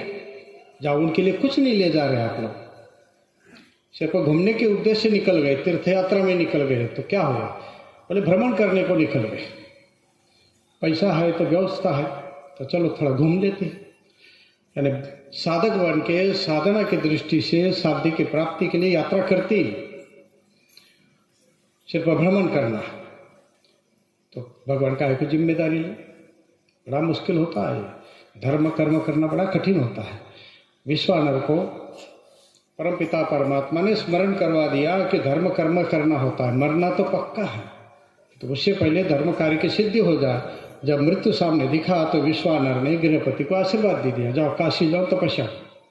गृहपति भी काशी पहुंच गए, मणिकर्णिका में स्नान किया, विश्वनाथ का पूजन अर्चन किया, और फिर चिंतन प्रारंभ किया कि अब किस क्षेत्र में बैठकर मैं तपस्या करूं, भजन करूं, जिससे कि संसार को अच्छा मार्गदर्शन प्राप्त हो जाए। भगवान को भजन करने की कोई जरूरत नहीं, उपासना करने की कोई जरूरत नहीं, शास्त्र पढ़ने की जरूरत नहीं, जन्म से उनको ज्ञान है। हम लोगों ने पीछे एक प्रसंग देखा कि जन्म उत्सव भगवान का मनाया जाता है, योग माया का मनाया जाता है, मनुष्य का नहीं मनाया जाता है, क्योंकि मनुष्य जन्म से अज्ञानी है और जीवन भर थोड़ा थोड़ा ज्ञान हम लोगों को विषयों का होता है। बाकी हम लोग तो अज्ञानी रहते, सर्वज्ञ होते ही नहीं। हम लोग सर्वज्ञ एक परमपिता परमात्मा है, भगवान को सभी विषयों का हर समय ज्ञान होता है, और हम लोग कई चीज़ तो भूल भी जाते हैं। तो हमारा जन्मोत्सव मनाने की कोई ज़रूरत नहीं, जन्मदिन मनाने की ज़रूरत नहीं, लेकिन हिंदू पत्रिका छपाता है हमारे बालक का जन्मदिन इस तिथि को है, इस तारीख को है। बड़ा आश्चर्य होता है, कहाँ इनके पूर्वज इतने बड़े ज्ञानी थे, परिपूर्ण की पूर्णत्व की उपासना करने वाले थे, ये मरने वाले की उपासना कर रहे हैं और लोगों को बुला रहे, आओ हमारे घर जन्मदिन मनाया जा रहा है।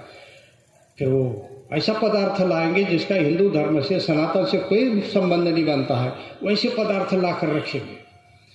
फिर उसके चारों तरफ मोमबत्ती जलाएंगे, फूक फूक करके फूकेंगे, जबकि दीपक जलाने की परंपरा है, बुझाने की परंपरा सनातन धर्म की नहीं। फिर जोड़ने की परंपरा है, काटने की नहीं। सब उल्टा उल्टा काम करेंगे ना, अपने को बड़े सिद्ध करेंगे, हम बड़े ज्ञानी हैं। बहुत बड़ी है, हमने बहुत बड़ा अच्छा काम किया। तो कई दिन तक कहती भी रहेंगी, इतनी तिथि को मनाया था जन्मदिन, मनाना है तो भगवान का जन्मदिन मनाओ, योग माया का जन्मदिन मनाओ, क्योंकि उनको जन्म से पूरा ज्ञान है। गृहपति को पूरा ज्ञान था, लेकिन मानव शरीर प्राप्त किया है, इसलिए पढ़ने को बैठ गए। पिता को ही गुरु मान लिया, क्योंकि शास्त्रों की वो ज्ञाता थी, और पिता ने भी पूरा शास्त्र उनको अध्ययन करवा दिया। अध्ययन करवाना क्या था, वह पारायण करना था। गृहपति ने भी पूरा पढ़ लिया, विश्वानर ने भी पूरा अध्ययन करवा दिया। आलस नहीं, यहाँ पर पढ़ने पढ़ाने वाले को आलस नहीं, पढ़ाने वाले को भी कोई आशा नहीं कि ये मुझे पैसा दे देगा। पढ़ने वाले को उसको कोई चिंता नहीं कि मुझे इसका पैसा देना है। आजकल तो पढ़ाई में बड़ी समस्या आ जाती, करोड़ों रुपया लगता है, तब कहीं जाकर पढ़ाई होती है। वो भी परंपरा सनातन धर्म में है। स्कंद पुराण में प्रसंग आता है कि विद्या प्राप्ति के साधन 3 हैं। गुरु शुश्रूषया विद्या, पुष्कलेन धनेन वा। विद्या गुरुकुल में रहो, गुरु जी की सेवा करते रहो और विद्या का अध्ययन करते रहो, तो ये सबसे उत्तम साधन है विद्या प्राप्ति का। पैसे का यहाँ कोई प्रसंग नहीं, भिक्षा मांग के भोजन कर लिया करो, गुरुकुल में रहते हुए सेवा करो और विद्या का अध्ययन कर लो। वो विद्या अध्ययन का उत्तम साधन है। उत्तम विद्या आपको प्राप्त होगी और फिर आप जीवन उत्तम प्रकार से जिएंगे और आपकी बड़ी कीर्ति होगी। ये प्रथम साधन है विद्या प्राप्ति का, कि सेवा करते करते आप विद्या का अध्ययन करो। पुष्कलेन धनेन वा, अथवा पैसा दे दो आचार्यों को, तनख्वाह दे दो, फिर विद्या अध्ययन कर लो। ये भी सनातन धर्म की पुरानी परंपरा है। राजा महाराजा ऐसी व्यवस्था करते थे कि बालकों को अध्ययन के लिए रखते थे और आचार्यों को पैसा देकर नियुक्त करते थे। अथवा तीसरा होता है, आपको यजुर्वेद आता है, मुझे सामवेद आता है, तो आपस में एक दूसरे को पढ़ा दो। विद्या एक शास्त्र आपको आता है, दूसरे को दूसरा आता है, तो आपस में उनको एक दूसरे को पढ़ा दो, आप दोनों ज्ञानी हो जाएंगे। तो ये तीसरा है विद्या प्राप्ति का साधन। ये 3 साधन छोड़ के विद्या प्राप्ति का कोई चौथा साधन नहीं। विश्वानर ने गृहपति को विद्या का अध्ययन करवा दिया, सर्वज्ञ हो गए, लेकिन भजन छोड़ा नहीं। या स्कूल कॉलेज पढ़ लेते हैं तो इनको लगता है अब भजन की क्या जरूरत है। जितने बड़े पढ़ाई करेंगे उतने बड़े धर्म कर्म में आलसी हो जाएंगे। कहीं तो अब दूल्हा बन गया ना, पूजा का कर्म चल रहा है, तब भी चप्पल जूते नहीं निकालेगा, जूता पहन के फेरी करेगा। कोई दूल्हा है ना, वर है, सबसे बलवान है आज के दिन उसका। राजा भी उसके सामने घोड़े रथ से नीचे उतर जाता है, तो जूते क्यों निकाले? अंग्रेजों के कपड़े पहन के फेरे कर रहा है। अरे कर्म हो रहा है सनातन का और आचरण हो रहा है क्रिश्चियनों का, और हम उसको बड़े अच्छा मान रहे हैं। चावल फेंकते हैं, बड़ा अच्छा कर रहा है, बड़ा अच्छा कर रहा है। पूरा कर्म का फल तो तब मिलता जब बिना सिले कपड़े पहनता, धोती पहनता। लेकिन अब पैंट शर्ट पहन लिया और फिर सप्त फेरे ले रहे, सप्तपदी कर रहे। हम धर्म कर्म से बहुत दूर चले गए। कई बार तो ऐसा होता है कि खाना पूर्ति हो जाती, खाना पूर्ति, बस सप्तपदी करनी ही करनी। पंडित कहता है और ये फेरा बाकी रह गया, फेरा करो पूरा। ये फोटो वाले भी इसमें घुस जाते हैं, ऐसा मुंह करो वैसे मुंह करो। यानी धर्म कर्म भी एक विडंबना के जैसा हो गया। कहते हैं हमें देखो, अब हवन को देखना है, आचार्य को मंत्र सुनना है कि ये क्या मेरे वाले को देखना है। साल भर देखते रहो, जीवन भर देखते रहो, लेकिन अभी जो कर्म कर रहे हैं उसको तो पहले देखो। कि सब पूजाएं बिगाड़ देंगे और फिर पंडित को कहेंगे जल्दी करो जल्दी करो। और जहाँ धर्म कर्म ही पूरा नहीं हुआ है तो फिर क्या होगा? मैं जब बाराबंकी में पहली बार रुका, जमीन दान में मिली, मंदिर का कार्य शुरू हुआ, थोड़ा परिचय होने लगा उधर के क्षेत्र में। तो एक दिन एक व्यक्ति आए, कहा गुरुजी मुझे जल्दी जाना है, प्रसाद दे दो। हम थोड़े दूसरे कार्य में लगे थे पढ़ाने में। मैंने कहा क्यों प्रसाद दे दी? बोले कोर्ट कचहरी का काम है, थोड़ा जल्दी जाना है। मैंने कहा क्या हो गया? कहा कि लड़के की शादी की थी और कोर्ट कचहरी चल रही है। मैंने कहा शादी चतुर्थी को की थी। बोले ये क्या होता है? मैंने कहा चतुर्थी की शादी कोर्ट में पहुंचती है, या रविवार की शादी हो तो झगड़े होते हैं। बोले अच्छा ऐसा होता है। मैंने कहा आज पेशी पर जाना नहीं, तारीख पर जाना नहीं, आप पहले पत्रिका ढूंढो कितने साल पहले शादी हुई थी। बोले 6 साल हो गए, 6 साल से कोर्ट कचहरी चल रही है। बहू एक ही बार आई, एक ही दिन रुके, झगड़े शुरू हो गए। तो गया और पुराना ढूंढा तो पत्रिका मिल गई, ले आया, चतुर्थी की शादी थी। मैंने कहा इसमें केस आप जीतेंगे नहीं, समझौता करो, दूसरी शादी करो। ना वो लड़की की शादी कोई और जगह होगी, ना तेरे लड़के की शादी कहीं और जगह होगी। ये तो 20 साल कैसे ही चलेगी, बुढ़े हो जाएंगे। चतुर्थी का चंद्रमा जहाँ भगवान को नहीं छोड़ता है, भागवत में आता है, शास्त्रों में आता है कि लांछन लग जाता है यदि वो सामने आ गया तो, और उसी में आपने शादी कर दी है तो कैसा मुहूर्त निकाला। अब मुहूर्त जो था वो तो ठीक था, शादी तो तृतीया की थी, बाजे गाजे में देरी कर दी, चतुर्थी में शादी लगी, कोर्ट में पहुंच गए और 6 साल से कोर्ट कचहरी चलते रहे। शास्त्रों में जो कहा है वो सत्य होता है, लेकिन आवश्यकता है कि हम उसके अनुसार जीवन यापन करें तो उन्नति के भाग्य होंगे, नहीं तो पतन कहाँ होना है ये निश्चित हो जाता है। आपको जानकारी नहीं होती वो अलग बात है। गृहपति ने नियम ले लिया कि प्रतिदिन 108 घड़ों से भगवान को स्नान करवाना है, नीलकमल से पूजन करना है। भोजन क्या करना है? हम लोगों को भोजन की ज़्यादा चिंता होती है, भोजन क्या करें। यहाँ पर तो कई महीनों का एक प्रसंग रखा है कि जंगल में जो कंदमूल फल मिल जाएंगे उसी से वो भोजन की व्यवस्था करता है। वो समय पूरा होने के बाद फिर पेड़ से अपने आप गिरे हुए जो पत्ते हैं वही खाकर वो जीवन यापन करता है। उसमें भी 6 महीने चले जाते हैं। घास फूस खाकर आप जी सकते हैं, ऐसा लगता है कि आप लोगों को जैसे गाय जी जाती है। बैल खेती का पूरा मशागत परिश्रम का काम कर लेता है घास खा के, बादाम का जो बैल खाता नहीं है तो पूरा काम कर देता है। तो क्या आप ऐसे कर सकते हैं कि घास खा लेना जी जा? हरियाणा में एक किसान है, वो आम के पत्ते, बेल के पत्ते, अमरूद के पत्ते, जाम के पत्ते, ऐसे पत्ते ही खाता है। उसने अन्न कुछ खाया नहीं सालों साल से। दिन में जो बार वो पत्ते खाता है और पूरा खेती का काम करता है, मरा नहीं। लेकिन हम लोगों को आदत पड़ गई है, चूल्हे पर जो चढ़ेगा ना वही खाएंगे। वो ठीक पके ना पके या ज़्यादा पक जाए, उसमें तत्व रहे ना रहे, नष्ट हो जाए, लेकिन हमें तो स्वाद मिलना चाहिए। बस हम स्वाद में फंसे।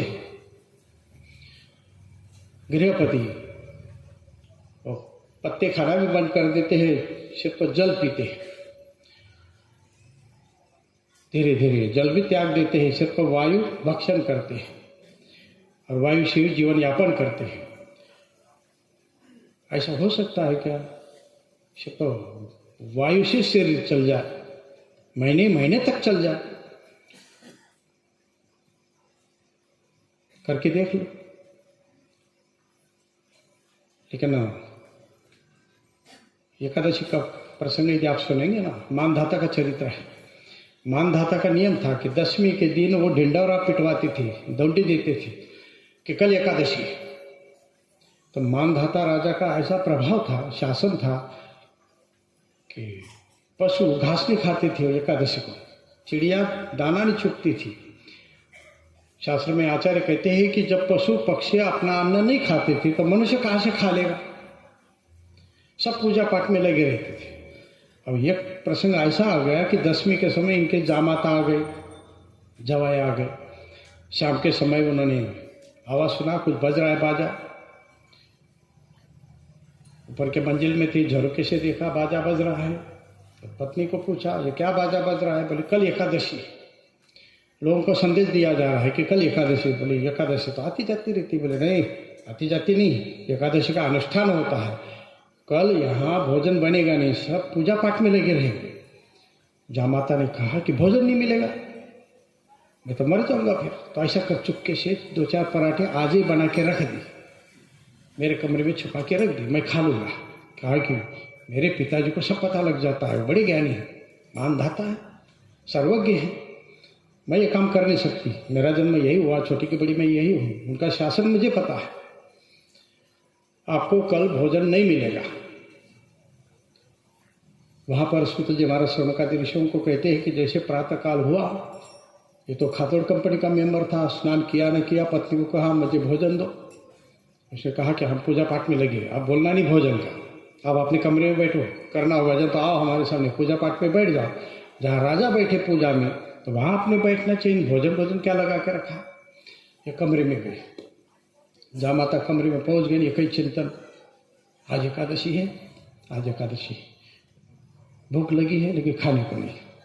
बाकी ये सब पूजा पाठ में लगे। पूरा समाज ओंकारेश्वर से मानधाता साम्राज्य का व्यवस्था का काम देखते थे, पूरी प्रजा पूजा पाठ में, तीर्थ यात्रा में, भजन सत्संग में लगी है। और ये जामाता अकेले कमरे में भोजन भोजन भोजन, यानी जितना भजन करना चाहता उससे ज़्यादा चिंतन भोजन का किया। शाम होते होते बेहोश हो गए। दूसरे दिन उसकी पत्नी जब गई वहाँ पर तो देखा तो मरे पड़े। शास्त्र में आता है एक दिन न खाने को मिला, भोजन नहीं मिला तो मर जाता है क्या कोई? लेकिन राजा का जामाता मर गया, मानधाता का राजा उसका जवाई मर गया। सिर्फ एक दिन भोजन नहीं मिला तो क्यों? बोले जैसा जैसा आप चिंतन करेंगे शरीर वैसा ही अनुभव करेगा। अब खाने को नहीं मिला, कमजोर हो जाऊंगा, भूखा रह जाऊंगा, तो मर जाऊंगा। बस सोचते सोचते वो सही में मर गया, क्योंकि मन ही वैसा जहरीला बन गया और फिर वो मर गया। मानधाता का राजा एकादशी को मर गया। क्यों मरा? बोले बिना खाए मरा, खाने को नहीं मिला इसलिए मर गया। और संपूर्ण प्रजा ने खाया नहीं था, पशु पक्षियों ने खाया नहीं था, कोई मरा नहीं, ये अकेला मर गया।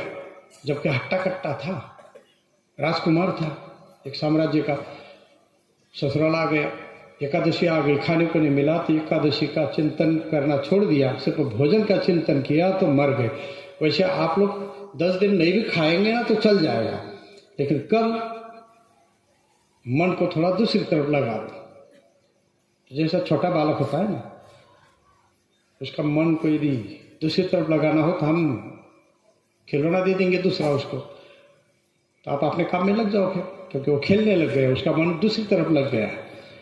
जब तक वो खिलौना फेंक ना दे तब तक आपको आने की जरूरत नहीं, जब तक वो चिल्लाने न लग जाए, रोने ना लग जाए, तब तक आपको आने की आवश्यकता नहीं, क्योंकि उसको मन के लिए खुराक मिल गया दूसरा, वो वहाँ लग गया है।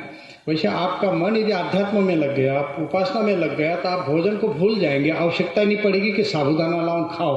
एकादशी मतलब खर्चा थोड़ी बढ़ाना है, नहीं, वो तो पैसा बचाना है, शरीर की ऊर्जा को बचाना है, आपको बलशाली बनाना है, यानी आत्मविश्वास आपका बढ़ाना है। यह होता है व्रत, यह होता है उपवास, यह होता है अनुष्ठान। यह शब्दों का अर्थ आप चिंतन करके देखो। व्रत शब्द है पहला। व्रत मतलब क्या? वृतु वर्तनी। हम लोग वर्तन करते हैं, अनुकरण करते हैं, अनुसरण करते हैं। किसका? बोले कोई बड़ा हो तो उसका देखा देखी करते हैं हम लोग। वो कैसे कपड़े पहनता है वो देखकर पहन लेते हैं, पहन लेते कपड़े। वो क्या क्या करता है वो देखकर वैसा आचरण कर लेते हैं। यानी कोई बड़ा सामने हो वैसा आचरण हम लोग कर ले तो उसको बोलते हैं वर्तन। वही व्रत है। मतलब परमपिता परमात्मा जैसे है वैसे हम बन जाए। भगवान का अपना कोई स्वार्थ नहीं, भगवान का जो भी कर्म है परोपकार के लिए, परमार्थ के लिए है। तो हमारा जीवन वैसा हो जाए। हमेशा के लिए तो नहीं हो सकता है, तो एक दिन के लिए तो कर लो, तो गुरुवार का कर लो, सोमवार का कर लो, प्रदोष का कर लो, एकादशी का कर लो, पूर्णिमा कर लो, अमावस्या कर लो। ये व्रत है, यानी उतनी देर अहोरात्र, दिन और रात परमात्मा के जैसे आप बन जाओ। 24 घंटा हमेशा के लिए आप भगवान के जैसा काम नहीं कर सकते हैं, क्योंकि हम बड़े मतलबी है। हमेशा परोपकार कैसे कर पाएंगे? हम लोग को तो बड़ा डर होता है, परोपकार करने जाएंगे तो सब दान दे देंगे तो अपने को क्या खाने को मिलेगा। इसलिए व्यवस्था पहले हमारी करते हैं। हम बड़े स्वार्थी, बड़े मतलबी है, लेकिन हमारा जीवन तो परोपकार के साथ है, परमात्मा के साथ है। तो उसके जैसे हम बन जाए, इसलिए फिर व्रत उपवास अनुष्ठान रखा है। तो संसार में जो कमी होगी वो पूरी हो जाएगी। कब? बोले आप व्रत करो तो पूरे हो जाएंगे। यानी परमात्मा के जैसा आचरण आप करेंगे तो सृष्टि आपको मदद कर देगी, परमात्मा आपके ऊपर कृपा कर देंगे तो आपकी समस्या का समाधान हो जाएगा। जो संतान नहीं तो व्रत करो, मानता मान लो, वैसा मान लो कि परमात्मा ही सब कुछ है, वो चाहे तो सब कर सकते हैं। पक्का जब मान लेंगे तो आपका काम पूरा हो जाएगा। यही व्रत होता है। अनुष्ठान स्था धातु है, रुखड़े अर्थ में।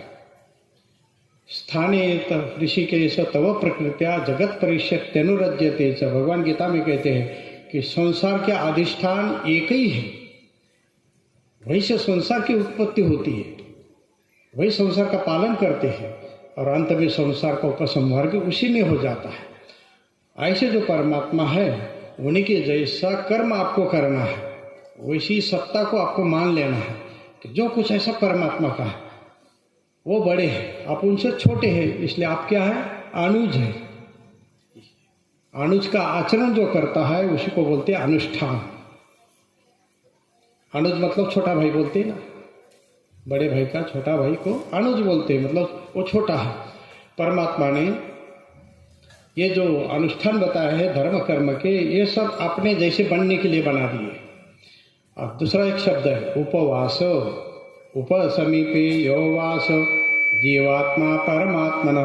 उपवास मतलब क्या, बोले परमात्मा के पास रहना, यही उपवास है। जैसे आप लोग बोलते हैं ना उपराष्ट्रपति, उप प्रधानमंत्री, उप मुख्यमंत्री, मतलब क्या, मुख्य के अभाव में मुख्य के अधिकार जिसको मिलते हैं, मुख्य जो काम कर सकता है वो काम जो करने का अधिकार जिसको मिलता है उसके लिए उप शब्द लगाते हैं।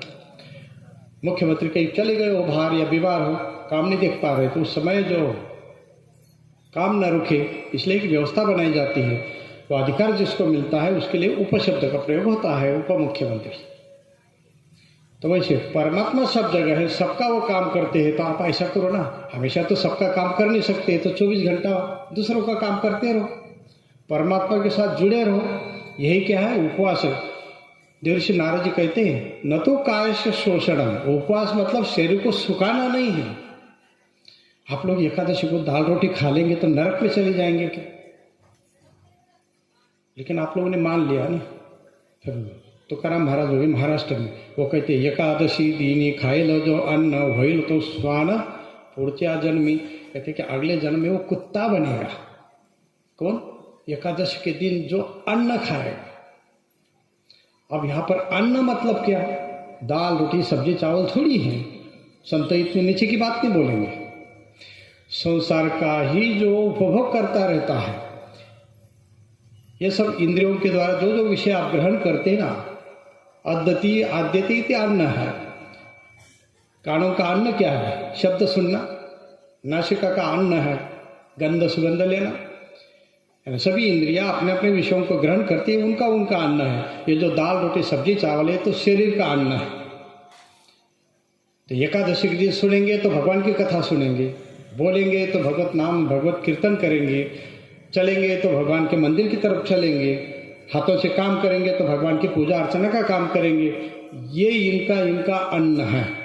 ये करेंगे तब तो ठीक, नहीं तो रोज रोज जो काम करना है वही करते रहे। डॉक्टर है तो अस्पताल चले गए, अभी उपवास है, और चले गए अस्पताल, पैसे कमाने लग गए। किसान है खेती में चले गए, वकील है वकालत कर रहे, तो काहे का उपवास फिर? या जो जो कर्म आपको प्राप्त है उसी में परोपकार की भावना उस दिन रख लो कि एकादशी के दिन हम कमाई नहीं करेंगे, परोपकार ही करेंगे। तो यही आपका उपवास है, क्योंकि आपका संबंध परमात्मा से जुड़ेगा, विराट से जुड़ेगा, तो ये आपका उपवास हो गया है। नहीं तो फिर क्या होगा, बोले कुत्ते बनेंगे, पक्का हो जाएगा। यानी इंद्रियों के विषयों के पीछे लगे रहेंगे तो आप फिर कुत्ते ही बनेंगे। तो कुत्ता क्या करता है, जब तक पशु मांस मिलता है तो मांस खाता रहता है, लेकिन जब मांस खत्म हो जाता है तो फिर हड्डी को चूसता रहता है। हड्डी में से कोई ताकत मिलने वाली है क्या उसको? लेकिन हड्डियों को मार ताकत लगा लगा के वो चबाता है, और उसी के दांत जो है कमज़ोर हो जाते हैं या घाव हो जाते हैं, और उसमें से खून निकलता है। फिर वो चाट चाट के हड्डी को देखता है, और जीभ में से लाल लाल निकलता है ना, उसको लगता है हड्डी में से निकल रहा है। मुंह कहीं खून उसमें निकल रहा है ना, उसको लगता है कि मैं बड़ा ताकत वाला हो रहा हूँ। तो हम लोगों का ऐसा ही होता है, संसार के पदार्थों से आप अमर नहीं हो सकते, लेकिन लगता है कि खाएंगे तो अमर हो जाएंगे, पिएंगे तो अमर हो जाएंगे। फिर ऐसी पशु बुद्धि बोलते हैं इसको, जो संसार के पदार्थों को लेकर ही आगे बढ़ना चाहता है। क्योंकि ऐसा व्यक्ति फिर उपवास नहीं करता है, वो तो अन्न ही खा रहा है और फिर वही आगे जाकर कुत्ता बन जाएगा। हमारे जीवन में उपवास हो जाए। देखो, जब व्रत उपवास या अनुष्ठान चलता है तब सनातन धर्म में एक प्रक्रिया है, उसमें न्यास होता है। पंडित लोग न्यास करवा, अब हिंदू समाज ये ध्यान नहीं दे रहा है आजकल, नहीं तो जो भी अनुष्ठान होगा तो उसमें न्यास अनिवार्य होता है। लेकिन अब यजमान ही तैयार नहीं, उसके लिए वो भावना बनती नहीं उस समय न्यास करना है तो इसलिए फिर सीधी पूजा पाठ चल जाती है। संकल्प लिया कि पूजा शुरू। मैं भी पहले अभिषेक करवाता था तो न्यास अनिवार्य करवाता था, लेकिन जब ये सार्वजनिक अनुष्ठान करवाने लगा तो उसमें फिर जिसको जो चीज़ कम पड़ जाती है ना, इसे उसे लेते रहते, मांगते रहते, उठ उठ के दौड़ते। न्यास किया तो आपको जगह से हिलना नहीं, इधर उधर जाना नहीं है, किसी से कोई चीज़ मांगनी नहीं है, क्योंकि आप न्यासी बन गए, आप पूजा के अधिकारी बन गए। जैसे हम लोग को आजकल की भाषा में कहा जाए, कोई मंदिर बनाते हैं तो ट्रस्ट बना लेते हैं, तो ट्रस्ट क्या है? वो न्यास है। उसके जो सदस्य हैं उनको बोलते हैं न्यासी। 5 साल के लिए, 10 साल के लिए जैसा नियम बनाएंगे आजीवन के लिए, तो न्यासी बन जाते हैं। यानी आपको अधिकार है उसमें संशोधन करने का, परिवर्तन करने का, जो जो कानून बने हैं उसके हिसाब से व्यवस्था देखने का अधिकार आपको है, क्योंकि आप न्यासी हैं। मंदिर के व्यवस्थापक आप हैं। धर्म कर्म में आप देखेंगे कि पूजा पाठ में बैठे तो आप न्यास करके बैठे हैं, तो आप न्यासी हैं। यानी आपका जो भी कर्म आप होगा वो परमात्मा के साथ ही होगा, परमात्मा से संबंधित ही होगा। आपका शरीर के लिए कुछ नहीं होगा। जब तक आपने संकल्प लिया है तब तक आप किसी के पुत्र है, किसी परिवार के, किसी खानदान के, किसी गोत्र के, किसी कुल के हैं। लेकिन जब संकल्प पूरा हो गया, आपने न्यास ले लिया, देवो भूत्वा यजेत देवम, देवता बन के देवता की पूजा होती है, इसलिए हमारे शरीर में न्यास किया जाता है। आप सामान्य व्यक्ति नहीं है, अब विराट के साथ आपकी एकता हो गई है। अब आपके हाथ आपके नहीं हैं, आपके आंखें आपकी नहीं है, वो विराट के साथ एकीभूत हो गए हैं। इसलिए आप न्यास उत्तर न्यास जब तक नहीं करेंगे तब तक संकल्प पूरा करने के अधिकारी आप नहीं बनेंगे, आप उठ नहीं सकते। लेकिन ऐसा जीवन भर जो बना ले उसी को कहते हैं संन्यास। जीवन भर परमात्मा का काम करते हैं। अब संन्यास लेने के बाद भी परिवार का पालन करने लग जाए तो काहे का संन्यास? ऐसा भी हो जाता है कि पैसा इकट्ठा करेंगे इधर उधर से, घर वालों को दिया करेंगे, बोले सन्यासी बाबा है घर वालों को दे रहा, तो काहे का संन्यास? बड़ा मुश्किल है। धर्म की गति बड़ी गहन है। गृहपति ने यहाँ पर 3 वर्षों तक ये साधना की, आखिर में सिर्फ वायु भक्षण करके जीवन यापन कर रहे हैं। और वो प्रसंग आ गया जो देवऋषि नारद जी ने कहा था, चाहे नाटक के रूप में क्यों न हो, भगवान का संकल्प था। देवऋषि नारद जी ऐसा बता दिए जिससे कि मैं भजन करने को निकल जाऊं। अब वो प्रसंग आ गया, इंद्र मंदिर के अंदर प्रकट हुए और गृहपति को कहते, हे बालक, मैं तेरी तपस्या से प्रसन्न हूँ, जो इच्छा वरदान मांग लो। मैं तीनों लोगों का अधिष्ठाता इंद्र आपके पास आ गया हूँ, आपकी साधना बड़ी अच्छी है। गृहपति ने कहा, हे भगवान, मैंने आपको तो बुलाया नहीं था, मैं भगवान शंकर की उपासना कर रहा हूँ, वे ही आएंगे, वे ही मुझे वरदान देंगे, इसलिए आप जैसे आए वैसे जाओ। हम लोग होते तो क्या करते वहाँ पर, आज जो आ गया उसी से ले लो ना, चालाकी कर लेते हम लोग, काम निपट जाए। वो कब आता है पता नहीं, वो तो बड़ा है, ये तो आ गया है, इसे ले लो। गृहपति ने कह दिया, भगवान आप जैसे आए वैसे चले जाओ, मैंने आपकी आराधना कभी नहीं की, मैंने आपका तो नाम भी नहीं लिया, आप क्यों बीच में आ गए? मैं तो परमात्मा से ही वरदान मांगा। इंद्र समझाने का प्रयास करता है लेकिन मानने को तैयार नहीं गृहपति। इंद्र फिर भगवान शंकर को उल्टा सुल्टा बोलने का क्रम प्रारंभ करते। आप लोग ये नहीं सोचना कि हिंदुओं के भगवान को गालियां आज दी जाती हैं, शास्त्रों में आता है, शिवपुराण में है। इंद्र भगवान शंकर के बारे में उल्टा सुल्टा बोलने का क्रम प्रारंभ करते। ये पहले से था इसलिए आज बोल रहे। आप ये नहीं सोचना कि आज ही बोल रहे, ये खुराफाती जीवन आज का है। कि भगवान को गालियाँ दे दी। भगवान है क्या नहीं, यहाँ से कथा शुरू करते हो, उसी का खाते ना, उसी के बारे में बोलते हो, है क्या नहीं, है तो दिखाओ। शिव मंदिर के अंदर ही शिव जी की निंदा इंद्र प्रारंभ करता है। गृहपति कहते हैं भगवान आपको जो बोलना है बोलते रहो, मैं आप सुनूंगा।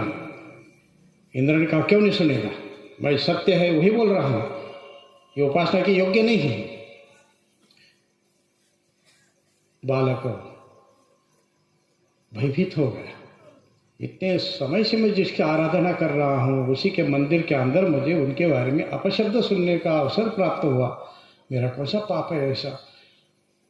तब तक इंद्र ने हाथ में वज्र लिया, मेरी बात नहीं मानेगा तो अभी तुझे जला देता हूं, क्योंकि देवऋषि नारद जी ने बोला था ना, वो सत्य करना था। इंद्र ने हाथ में वज्र लिया, बिजली के जैसा बड़ा प्रकाश हुआ, बालक मूर्छित होकर गिर पड़ा।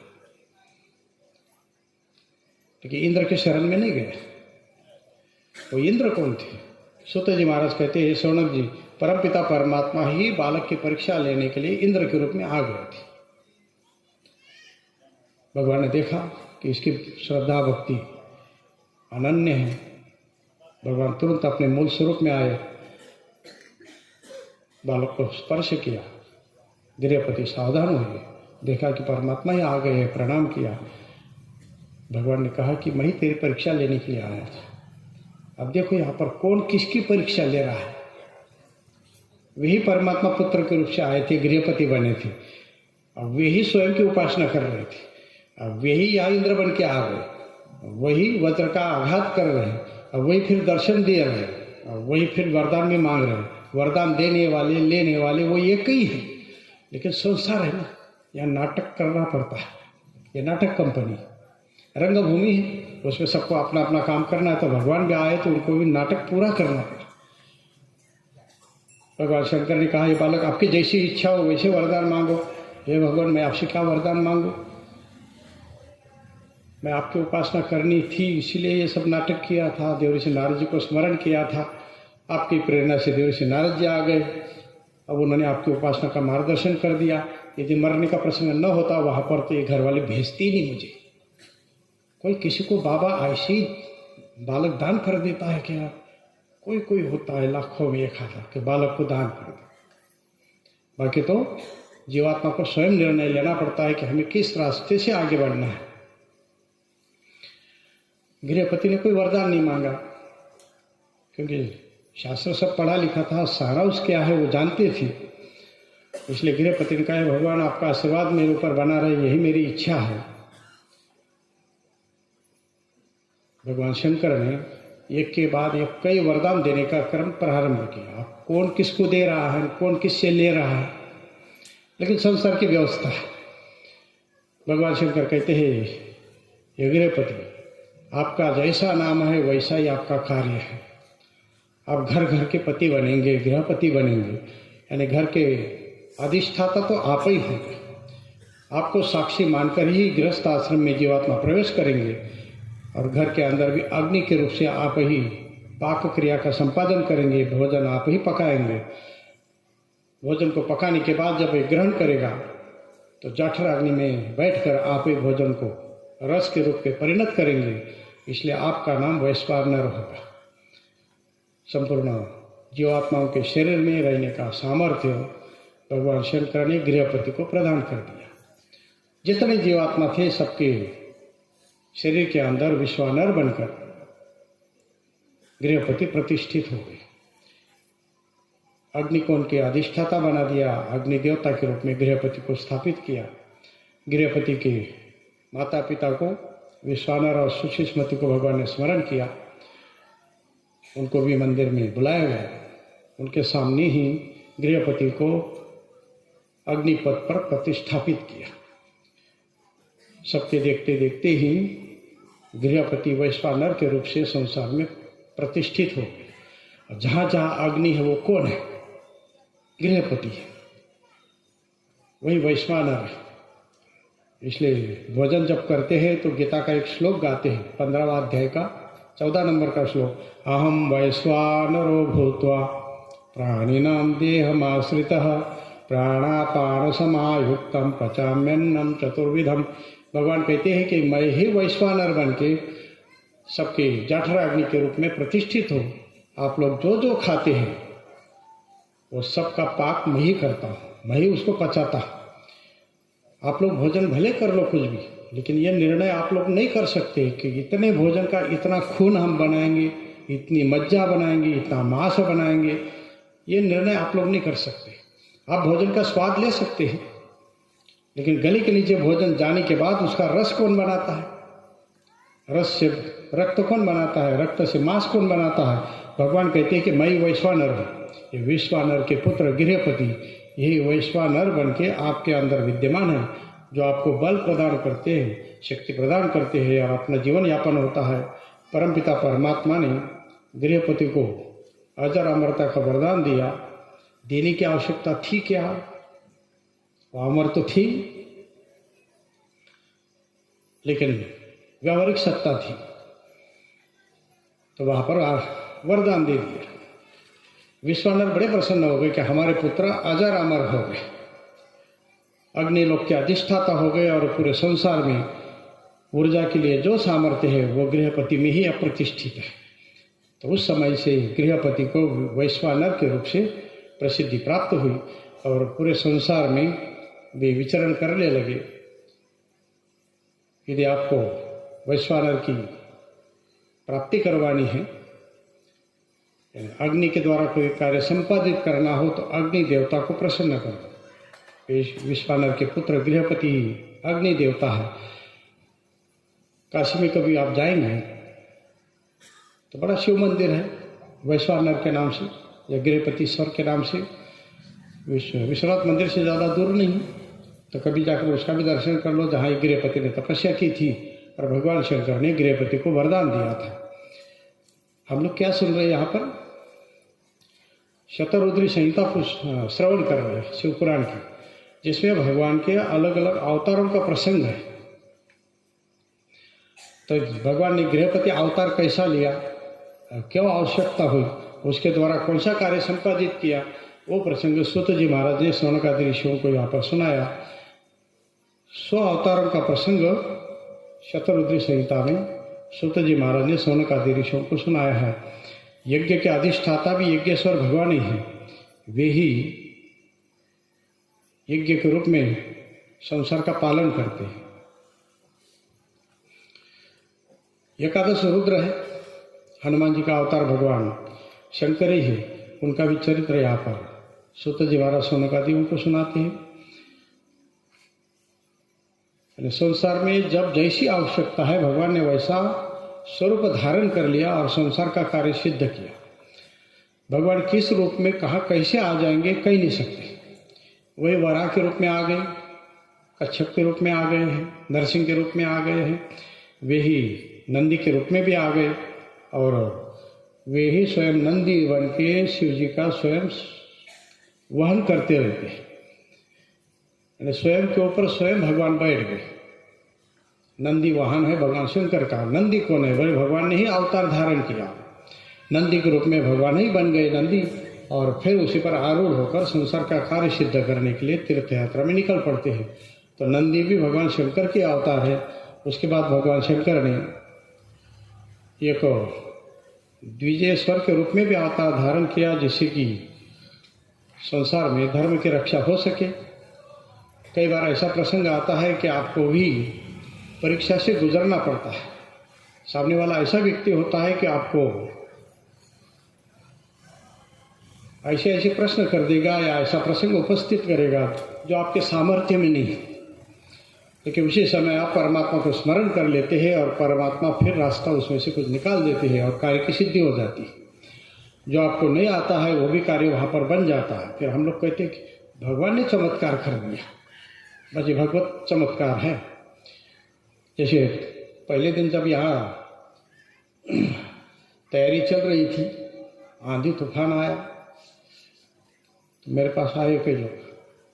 मैं मध्याह्न में आया था तो कहने लगे, गुरुजी बारिश का मौसम है, जितने दिन कथा चलेगी 19 तारीख तक आकाशवाणी में कहा गया है, समाचारों में बताया गया 19 तारीख तक बारिश आती रहेगी, तो कथा कैसी होगी। मैंने कहा क्या करना चाहिए? बोले आप ऐसा किया करो कि जब बारिश का कथा का समय हो तब बारिश ना आए। मैंने कहा हम भगवान को आदेश करें। मैंने कहा आता हो तो हम कहेंगे और ज़्यादा आ जाए।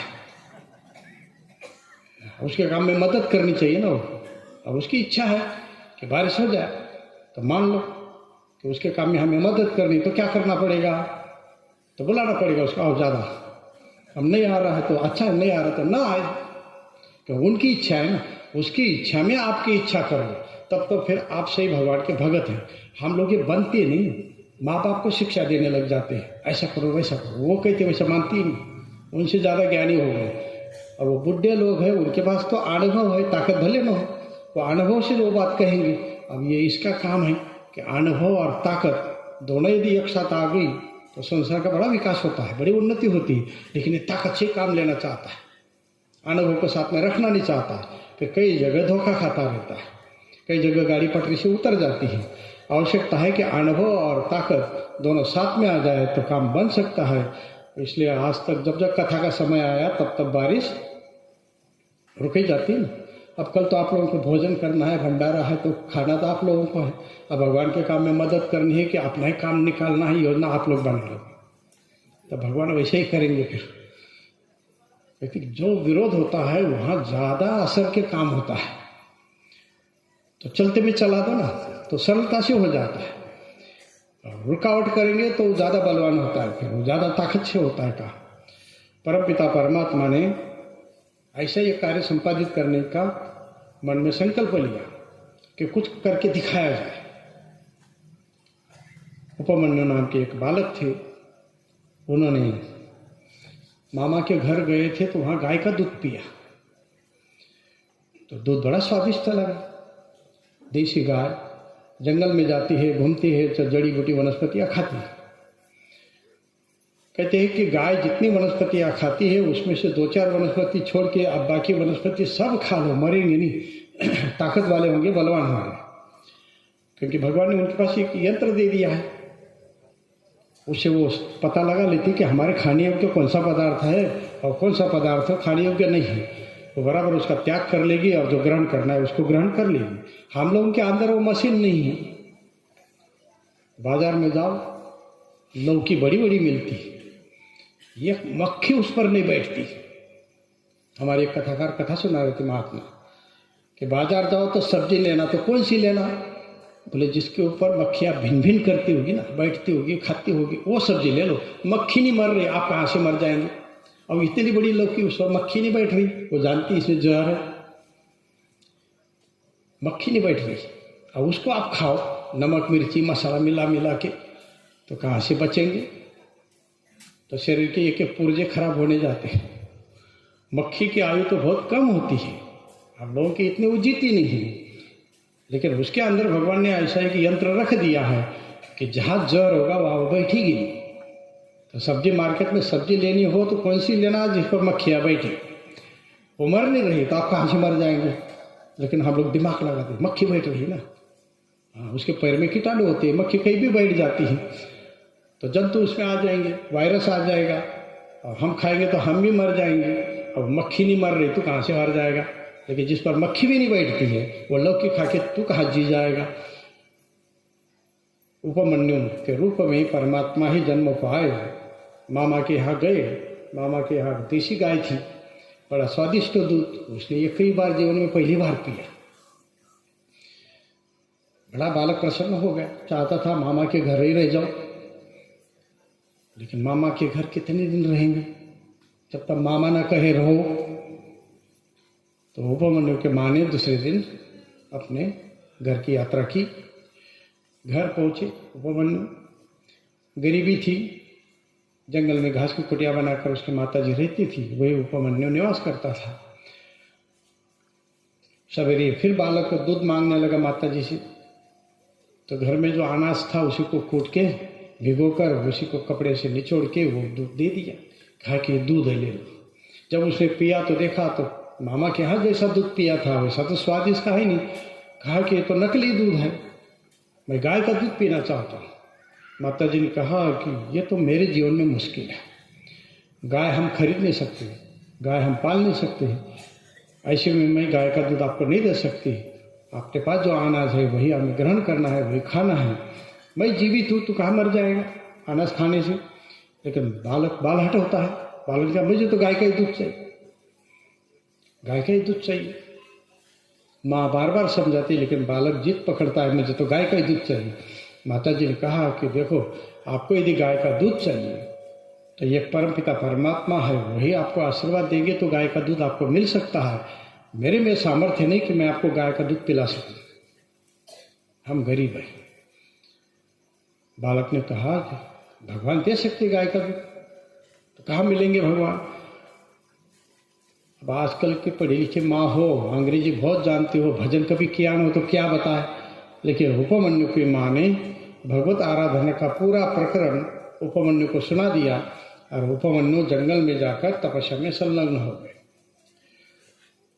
छोटा सा बालक, लेकिन माता जी से आशीर्वाद लेकर जंगल में पहुंच गए। अब यहाँ पर हम लोग अपने को बैठा के देख लिए, हमें कोई चीज़ की आवश्यकता हो तो हम ऐसे उपासना में लग जाते हैं कि भगवान की आराधना कर लेंगे तो मिल जाएगा। हमारा तो कर्मों के ऊपर विश्वास होता है ज़्यादा, काम करेंगे तब मिलेगा, खूब काम करोगे, काम ही करते हो। उपमन्यु ने जंगल में जाकर तपस्या की।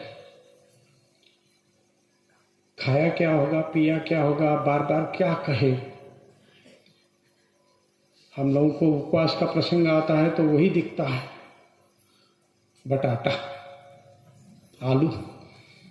अच्छा, आलू फल है कि सब्जी है? देखो तो, आप जब मार्केट में जाएंगे ना तो आलू वाले की तरफ देखना, आलू को नहीं देखना। आलू को कहना है कि फल दे दो तो वो क्या कहेगा, वो केला उधर है, संतरा उधर है, मेरे यहाँ तो आलू है।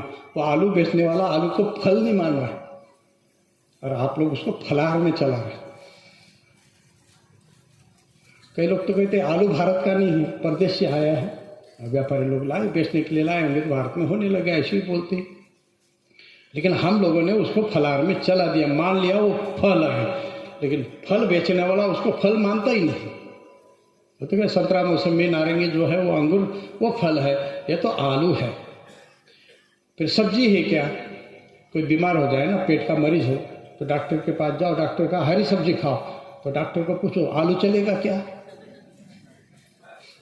डॉक्टर पहले मना करेगा, आलू नहीं चलता है, आलू की सब्जी थोड़ी है। वो ऐसे ही ना इधर का ना उधर का। लेकिन हम लोगों ने उसको चला दिया। और कहाँ चला दिया? भगवान के पास चला दिया, भगवान के अनुष्ठान में चला दिया, सीधा अंदर तक घुसेड़ गया उसको। वहाँ से निकालना बड़ा मुश्किल। फिर नवरात्रि आती है ना, आलू का भाव बढ़ जाता, महंगा मिलता, तो कोई लोग चालाकी करते, 15 दिन पहले लेकर रख लेंगे। नवरात्रि आती है, भाव बढ़ जाता। हम लोग चालाकी में चालाकी करते हैं, लेकिन वो चालाकी में धर्म कितना है वो हम देखते नहीं। आलू ना सब्जी है ना फल है, लेकिन वो फलाहार में खूब चल रहा है। उपमन्यु ने परमात्मा की उपासना की तो माता जी के मार्गदर्शन में आराधना प्रारंभ की तो भगवान का सानिध्य उनको प्राप्त हो गया। भगवान प्रसन्न हो गए। कहा, ये बालक, आपकी जैसी इच्छा है वैसे वरदान मांग लो। हम होते तो क्या मांगते? थोड़ा चिंतन करके देख लो। उपमन्यु की जगह हम ही बैठे हैं, क्या क्या मांगते हम लोग। उपासना करते ही करते उपमन्यु का अंतकरण शुद्ध हो गया। अब उसको याद आया, मैं तो प्रपंच के लिए आया था दूध मांगने को, भगवान से दूध मांगे, क्योंकि माता जी ने वही कहा था भगवान दूध दे देंगे, भगवान गाय दे देंगे, तो खूब दूध पीते रहो। भजन करते करते अब समझ में आ गया कि प्रपंच के साथ था ना, इसलिए प्रपंच की इच्छा हो रही थी। क्या भगवान का सानिध्य है तो भगवान को मांग लेंगे। कहा कि हे भगवान, आप आशीर्वाद दो कि मैं आपका भक्त बन जाऊं। अभी प्रसंग देखकर ऐसा लगता है कि बिना भजन का, बिना भक्त बने भगवान मिलेंगे क्या? लेकिन उपमन्यु कहता है कि आप मुझे आशीर्वाद दो कि मैं आपका भक्त बना हूं, क्योंकि अभी तक प्रयास जो है इधर से हो रहा था, भक्त की तरफ से प्रयास था। और ये भक्त का जो प्रयास है, क्या आपका मन भटक जाए इधर उधर। समय व्यतीत होता है तो चिंतन बदल जाता है, तो कर्म बदल जाता है। अब भगवान की तरफ से जब आशीर्वाद मिल जाएगा भजन का, तो मुझे कोई चिंता करने की जरूरत नहीं। छोटा बालक यदि भीड़ में जाए, मेले में चला जाए तो भटक जाता है, इधर उधर खो जाता है। लेकिन पिताजी भी साथ में हैं, बालक को हाथ पकड़ ले तो बच्चे को कोई डर नहीं, कितने भी भीड़ हो उसे वो पार हो जाएगा। तो अभी तक भजन तो अपनी तरफ से हो रहा था, क्योंकि इच्छा थी संसार के पदार्थों की कि दूध पीने को मिले, यानी एक दूध पीने का प्रसंग वो भी भगवान को मिला सकता है। उपमन्यु को सिर्फ दूध के कारण ही भगवान की प्राप्ति हो गई, लेकिन अब सावधान हो गए। सूत जी महाराज शौनकादि ऋषियों को कहते हैं, हे भगवान मैं आदि को क्या बोलूं, आप इतना आशीर्वाद दे दो कि आपका सानिध्य मुझे प्राप्त हो जाए, आपकी भक्ति मुझे प्राप्त हो जाए। वहां अपने को बैठा के देख लो, हम होते तो ऐसा मांगते क्या भजन दे दो, भजन करने का वरदान दे दो। बड़ा मुश्किल है, हम भगवान के भक्त बनते ही नहीं, हम लोग तो व्यापारी बन जाते हैं, व्यापार कर लेते हैं, बस ये ले लूँ वो ले लूँ, ले लूँ ले लूँ, बस देने का बनना मुश्किल होता है। उपमन्यु ने जैसे ही भक्ति का वरदान मांगा, भगवान ने कहा बिना भजन का थोड़ी मैं मिलता हूँ। कहा कि भगवान अब तक तो मैं मेरी तरफ से मांग रहा था, मेरी तरफ से भजन कर रहा था, ये प्रयत्न सिद्ध था, क्या पता मेरे विचार बदल जाए, मैं भटक जाऊँ, भजन छोड़ दूँ। इसलिए आपकी तरफ से वरदान यदि मिल गया तो मैं हमेशा आपकी भक्ति में लगा रहूँगा, इसलिए मुझे यही वरदान चाहिए। कहा कि पहले जो संकल्प था जिसके लिए घर से यहाँ तक आया वो उपमन्यु कहता है कि होगा, आपका दर्शन हो गया, मुझे सब मिल गया, मैंने देख लिया संसार की क्या सत्ता है, कहाँ तक वो साथ में आता है। सकाम बन के तो मैं आपके सामने आ गया, लेकिन सकाम कहाँ तक जीवात्मा को आगे ले जा सकता है, आप तक वो पहुँचा दिया सकाम ने, लेकिन अब मैं तो निष्काम हो गया, मेरे संसार के कोई पदार्थ की इच्छा नहीं। भगवान ने कहा कि जो आपका संकल्प था वो तो आपको मिलना ही है। मैं वरदान देता हूँ कि आपको समुद्र ही मिल जाए दूध का, एक गाय की क्या आवश्यकता है, और समुद्र ही मिल जाएगा। भगवान ने तथास्तु किया और दूध का समुद्र ही उपमन्यु को प्राप्त हो गया। अब अकेला दूध नहीं पीने वाला, अब पूरा संसार आकर दूध पी ले तब भी दूध की, यानी आपका एक छोटा सा कर्म भी पूरे संसार के लिए लाभ दे सकता है। हमारे ऋषि मुनियों ने यही किया ना, किसी ऋषि के मन में आ गया कि चंद्रग्रहण क्यों होता है, खोजा जाए, तो उन्होंने चिंतन प्रारंभ किया है। एक ने जितना किया उतना किया, उसके आगे दूसरे ने खोज की, तीसरे ने खोज की, और हम लोगों के सामने चंद्रग्रहण का प्रसंग मिल गया। सगर के पुत्र कपिल मुनि के शाप से दग्ध हो गए, उन्हीं का उद्धार करना था, इसलिए गंगा जी को लाना पड़ेगा। अंशुमान दिलीप जैसे कई राजा तपस्या करते करते पूरे हो गए, लेकिन लक्ष्य वही रखा कि गंगा को लाना है।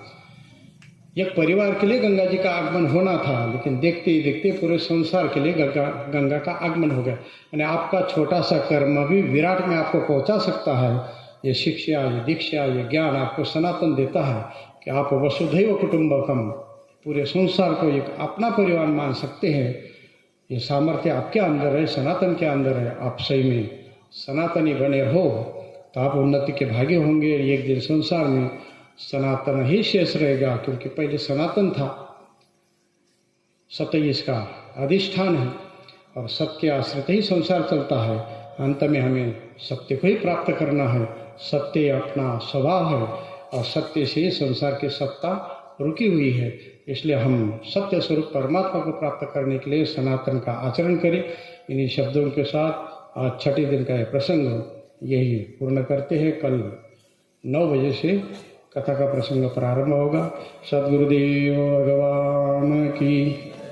हरे राम राम राम हरे हरे, हरे कृष्णा कृष्णा कृष्णा हरे हरे।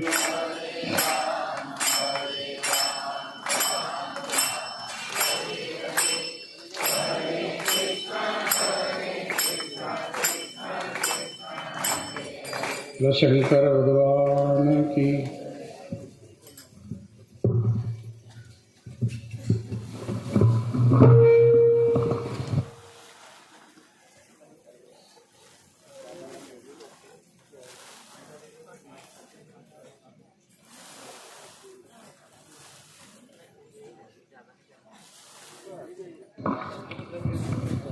जो आरती के जजमान हैं वो आरती लेके आरती के लिए आ जाए।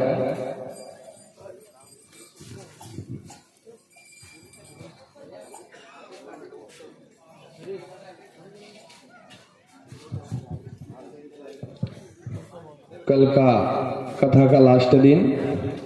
कल जो कथा होगी सुबह 9 बजे से प्रारंभ हो जाएगी और 11 साढ़े 11 बजे बाद महाप्रसादी शुरू हो जाएगी। तो कल विशेष 9 बजे पंडाल में सुबह 9 बजे पधारने का कष्ट करें। सुबह 9 बजे कथा प्रारंभ होगी, उसके बाद में महाप्रसादी।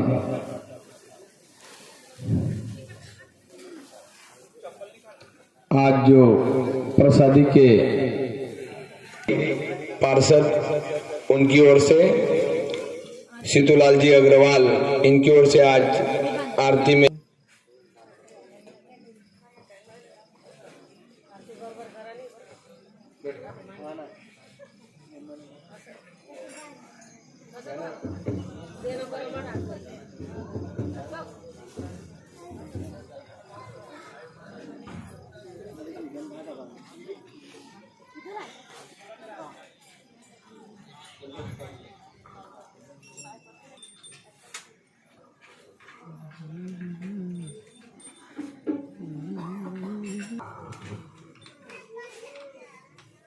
गोपाल कृष्ण भगवान की जय। बोलो शंकर भगवान की। ओंकारा ओ बोले हर शिव ओंकारा ब्रह्मा